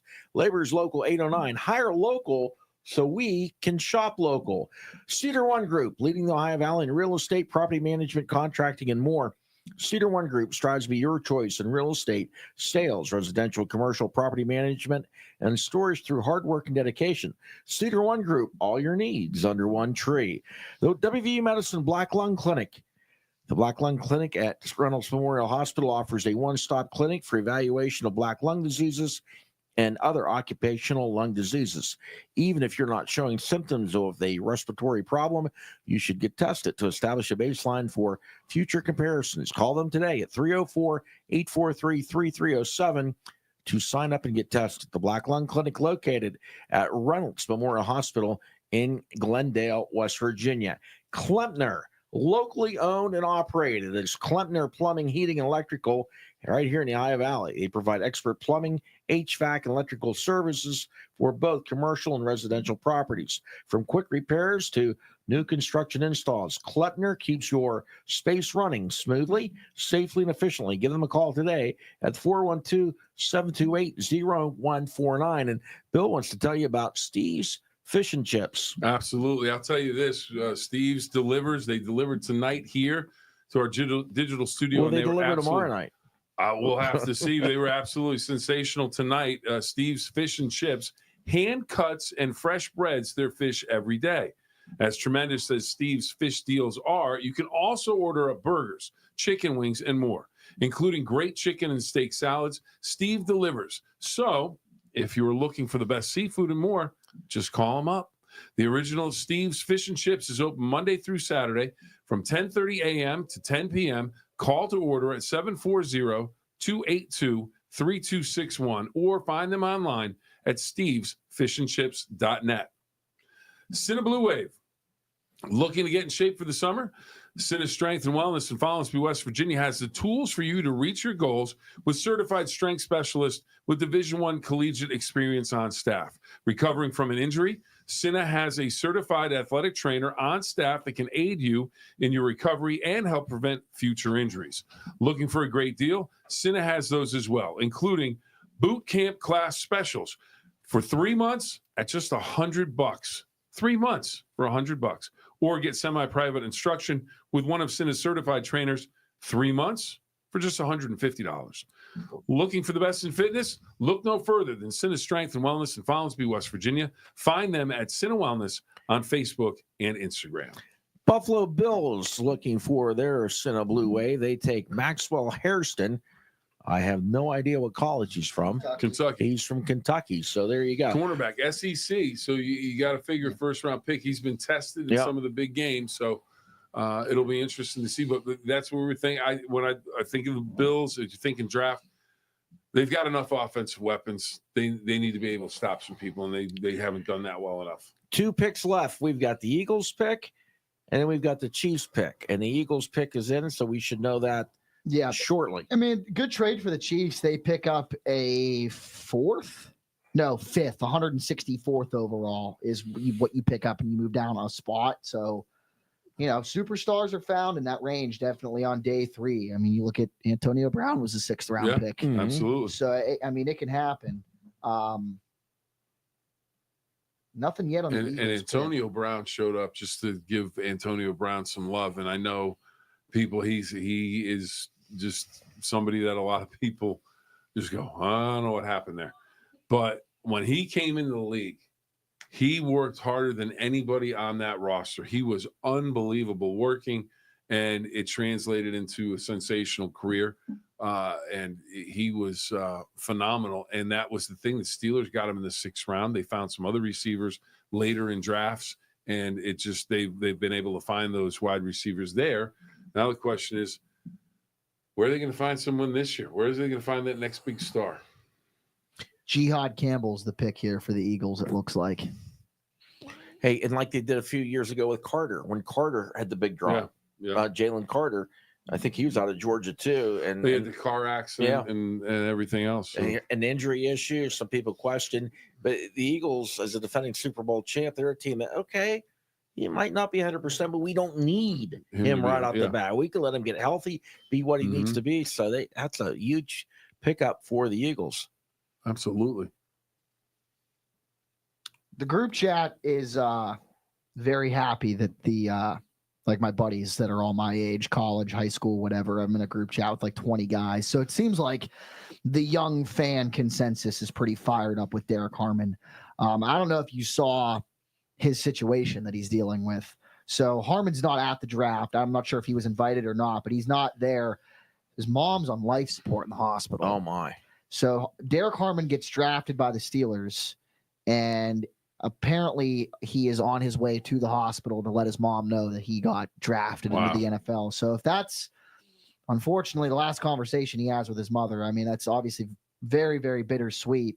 But I mean, that's the initial reaction. You get drafted. All right, I'm going to go to the hospital. And Cam Hayward I saw Mark Caboli tweeted it originally, and Cam Hayward responded to Mark's tweet and said, and this is a guy that obviously is going to look up to or, rely on Cam Hayward's mentorship early in his career.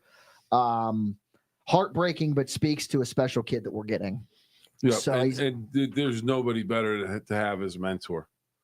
Cam Hayward's just one of those guys, special human being, great football player, great human being. And Cam lost his dad, Craig Hayward, at a young age too. Yeah. So.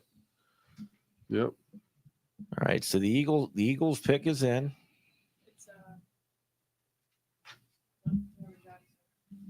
Campbell, yep. And then ESPN's Brooke Pryor tweeting, I guess this is a Derek Harmon quote. The media must have had a chance to talk to him on the phone tonight. When he was asked about Cam Hayward, the quote that she tweeted was, "He's been doing this forever since I was a baby. So I wouldn't be no other way I'd want it, really." And then Cam replied to Brooke and said, "You need to chill because, I mean, do the math. He's 21 years old. Yeah. And Cam was he's been in the league for almost 15 years. Long time. Getting it done at a high level. Yeah. And that's a guy that, I think the Steelers can expect, or, they want to assume that role of Cam Hayward's responsibility, what he's been able to accomplish on the field for the Steelers. So you pair him with him for about a year or two, because I think his deal was 3 years. Yes. Was it? So he's got a couple more. I would have to doubt that he'll sign another contract. He's probably done after. You would think. You never know. Calais Campbell's still doing it. I was shocked. He went back to Atlanta, I think. And Can't drag him off the field. No. Can't drag him off the field. Yeah, this pick here, I don't know why I don't know. I'm not sure why Campbell slipped. Injury. Okay. Yeah. But this is just Howie Roseman saying, I don't give a crap. I'm going to take him anyway. Yeah. And he's probably going to be a stud for them. Just like they did with Jalen Carter. But the Chiefs need a running back. They need a running back that will pound the football. They've had all these little speed guys, the receivers. See, I like Pacheco, but yeah. Pacheco's the change of pace guy. And last year he got off to a nice, and then he was hurt. Yeah. He got off to a nice start in the season. And I don't remember I fantasy football. Here we go. But I picked him as my fantasy starting running back. And in the first, I think it was second or third week, I'm watching TV and it's like, well, he had 100 yards. He had this, he had that. I'm thinking, oh, so he got a lot of points. And then and by the way, he broke his leg today. And I'm thinking, oh, great. So I think you're right. Maybe a bigger running back that can pound the rock a little bit, and he's the change of pace guy. And then P. Ryan went back to the Bengals. P. Ryan was with the Chiefs last year, never really did what he did in Cincinnati. Mm-hmm. Think about this though: if you're a running back, they're going to take a running back. But if you're here and you're one of the Chiefs, if you're an offensive player, a wide out, skilled guy, and you're going to the Chiefs. This is great. That's got to be just absolutely sensational. Maybe I don't know. I mean, Trevion Henderson's still out there. I always liken him to when you play video football, like Madden football, and you hit the burst button. Yeah, that's what Henderson is, man. He turns the corner, and it's like this burst button happens. Do you think he gets picked? I mean, they're showing him lower, but man, I wouldn't have a problem with him at that pick. With his speed, with him and the Chiefs offense, I don't have a list to know who the next best running back they consider is. Well, I think it is Travion. Actually, they have Henderson rated one higher than Judkins. Yeah, I was going to say they were right next to each other. Better than Judkins. So but that's the thing is, if he doesn't go with this pick, they're both going to go off the board real quick in the second round. And they've got, one of them could end up.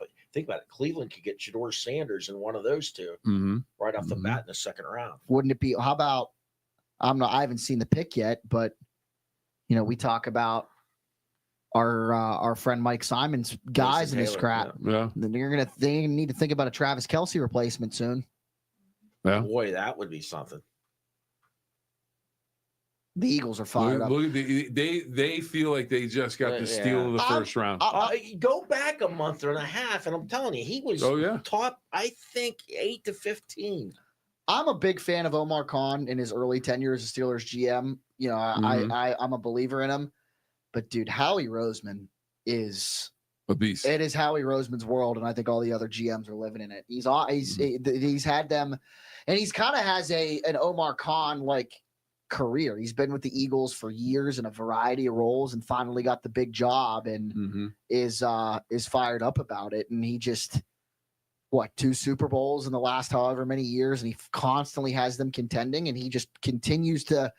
I think it seems like a lot of these teams might overanalyze certain players, and he says to hell with it. I don't care if you've got injury history or whatever. I've got confidence in my training staff and my coaches to get these guys in the right shape and in the right system, and they constantly hit on these guys. Yeah.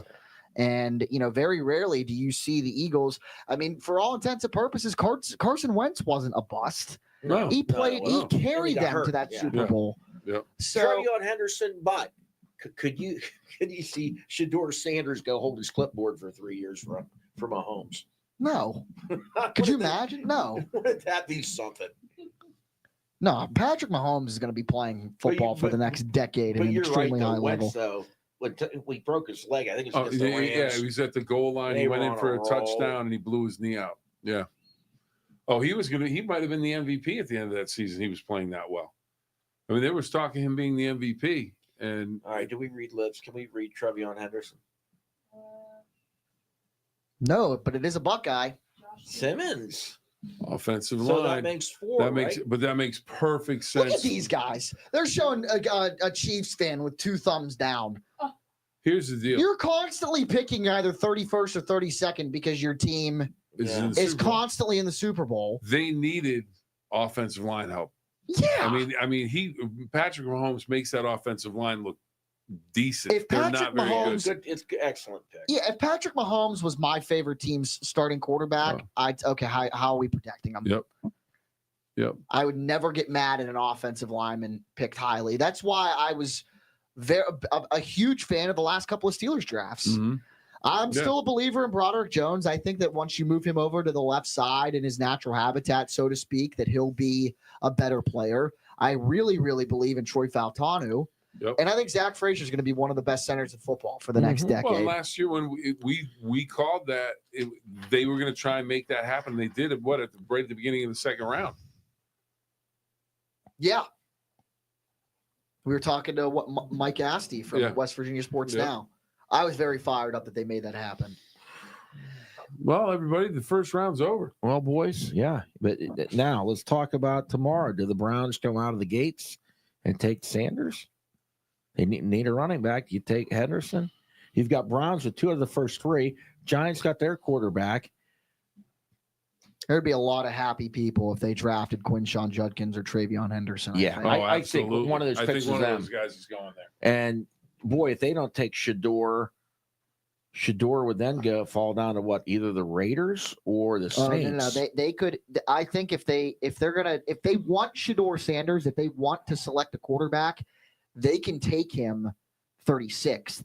Like they could go running back if they could, if they like. Well, exactly, because the Giants and Titans both pick quarterbacks today. Yeah. So you go Henderson or Judkins, and then you go every Sanders spot he there. moves down in the draft saves them money in the quarterback slotting. Now you're not, because if you sign that second round deal with a running back, it's slotted differently than a second round pick for a quarterback. You pick the quarterback second, you save money, and Lord knows they have to save money in the quarterback room with Deshaun Watson still on that huge deal that is just a yoke around their neck. You just have to wonder what's going through his mind right now. You know, it's like you look at some of these guys that have been highly touted prospects, and with Shador Sanders slipping to this point, it's like, man, you got to wonder what he's thinking. Why did Dan Marino wear number 13? Because 13 teams passed on him. Oh, yeah. And he made them pay. So Shador Sanders, you got a whole first round to fuel your fire if he does go with the Browns. Now, I'm not saying that he is anywhere near the talent of Dan Marino, but he literally was, I'm taking that number because all you guys passed on me. And you are going to pay for it. But the Cleveland Browns and their day 2 of the NFL draft in the driver's seat I'll with 2 of the top 3 picks. It's as if Kevin Costner came back as running the show as the GM in draft day. And if they don't want Shador Sanders, somebody does want him, and they will pay the Browns to get him with that 36th pick. If they don't take Shador, Raiders or Saints would be the next 2. If they don't take Shador, what quarterback do they take, or is it just off the table again until next year? Yeah, it doesn't really matter. It doesn't really matter at this point when they take the quarterback, because he's, you don't have the 5th-year option on him regardless if you take him in the second round. But I don't see there's not another one with outside of Sanders. Yeah, I don't see another quarterback in this draft that you're that excited about. A lot of people like Tyler Shuck from Louisville. I mean, he gets injured too much. You and I watched Louisville. I mean, he didn't blow my mind. No, but there's belief that they think that he could be the best quarterback in this class. I've heard that said. Yeah. So I don't know. I mean, maybe. I can't wait. I'm excited about tomorrow. I am too. I think if Cleveland, he's gonna go between 33 and 40, because you've got the Saints there. The Saints haven't really done their due diligence on Shador Sanders. That's why a lot of people didn't think he was going to go 9th, because they didn't really do a whole lot of their homework with him, so to speak, from evaluating and pre-draft interviews and all that stuff. But the Raiders did, and the Browns did. The Browns picked twice, the Raiders pick, and then, people still think Shador to the Saints was a possibility at 9. So you've got 4 landing spots in the next 8 selections tomorrow. I would be stunned if we get to the Bears at 41 and Shador Sanders is still available. Stunned. I don't think it's going to happen. I'm kind of stunned that he's still there now. Yeah. Yep. Absolutely. But yeah, absolutely. Browns, Raiders, or Saints, and boy, Shador, he would fit in Vegas without a doubt, and he would probably New Orleans would be the same type of deal. How much does it say does Tom Brady have on who's selected quarterback, since he's part of that ownership group? Well, then that's the thing too. It's like, 32 teams passed on him tonight. Yep. Well, 30, whatever. Every single one of them.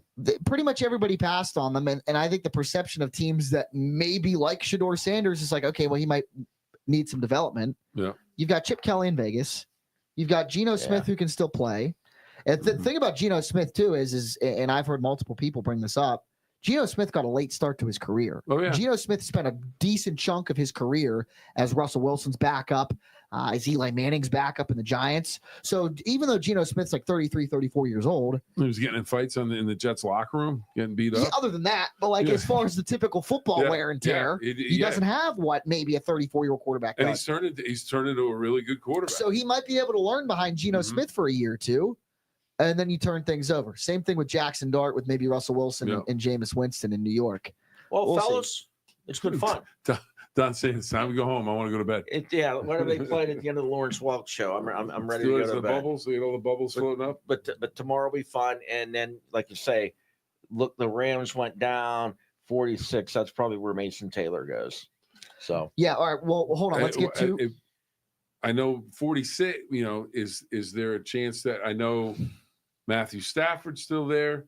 Do they get his heir apparent if he's still sitting there? Like, who do we need I think to have they want to get, if they can get a weapon, they're going to get another weapon. Yeah. All right, 2 quick questions for you both before we wrap up. Yes or no's? Does Shedeur Sanders get past 40th overall? No, absolutely not. I think he goes to the rounds. And do the Steelers pick before 83 tomorrow? I'll tell you what. Well, before 43? No, before 83. Before their next. Do they sit on it and just wait? I think they trade. I think Pickens gets traded tomorrow for a pick in the second round. I would drive to Pittsburgh with a bouquet of flowers and start building the Omar Khan statue myself. I'm going to tell you right where to. Do you think the Dallas Cowboys trade 44? Yes. To the Steelers for absolutely. Pickens? They could. Absolutely. I think they would do it. If I think I'm the Steelers, I'd take it. Yeah, and because Jerry Jones thinks he can solve all problems, he can fix everybody, and he'll come play for us. And Don, to be quite honest with you, if Jerry Jones called the Steelers and said we'll give you 76 for George Pickens, I would do that too. Yeah. You gave DK Metcalf $30 million, and George Pickens is a terror, and a nightmare. And you gave him $30 million, you gave up a second-round draft pick, and you still have no quarterback that is going to make him all pro this year. No. And I mean, the thing is, he's in his last year's contract, so you're not going to get. But you have to. I mean, but don't you want him? You want him to stay? You want him to be there? You didn't get him. I want him on a noon balloon to Saskatoon. Yeah, I mean, but you're giving him $30 million for 1 year. But if there's no one to throw the ball for 1 year, who cares? Why give him the $30 million anyways? It doesn't make any sense. If they do hold on to him, though, there's one thing that is Mason Aaron Rudolph, Rodgers announced as a Steelers quarterback tomorrow. I turned 27 on August 12th. I'm not convinced it happens before then. I think that's done. I really do. I think that ship sailed. I think at this point, like you said before, the Steelers are probably if you want to sign, great. They're his second choice. Yeah. We could be on until 3:00 in the morning ranting about that guy. Yeah.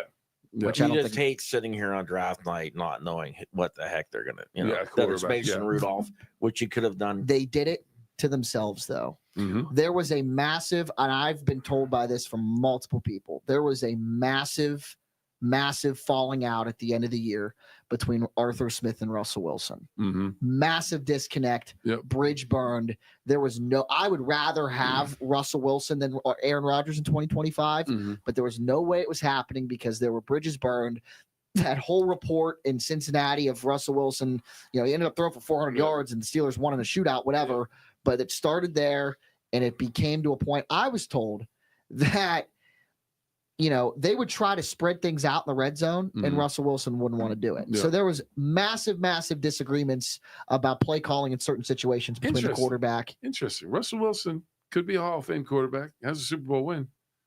He has been a situation every place. Let's talk about that a little bit. In Seattle, he's in his own bubble in the locker room. He goes to Denver, and they're just like, what is Sean Payton's got an office. Yeah.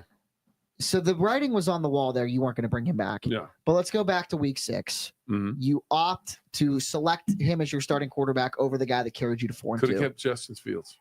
But Justin Fields didn't want to come back because Yeah. he felt like he was the second option in Pittsburgh and was never convinced he'd be the starting quarterback. Yeah. So for the owner and the GM to say, "Oh, we'd like to bring one of our guys back," it was never going to happen because the Steelers did it to themselves. Yep. So they're sitting in this situation after round one without a quarterback, and they have nobody to blame but themselves. They can't say, "Oh, we offered Justin Fields this. He wanted to go to New York. Oh, we offered Russell Wilson this. He wanted to go to New York."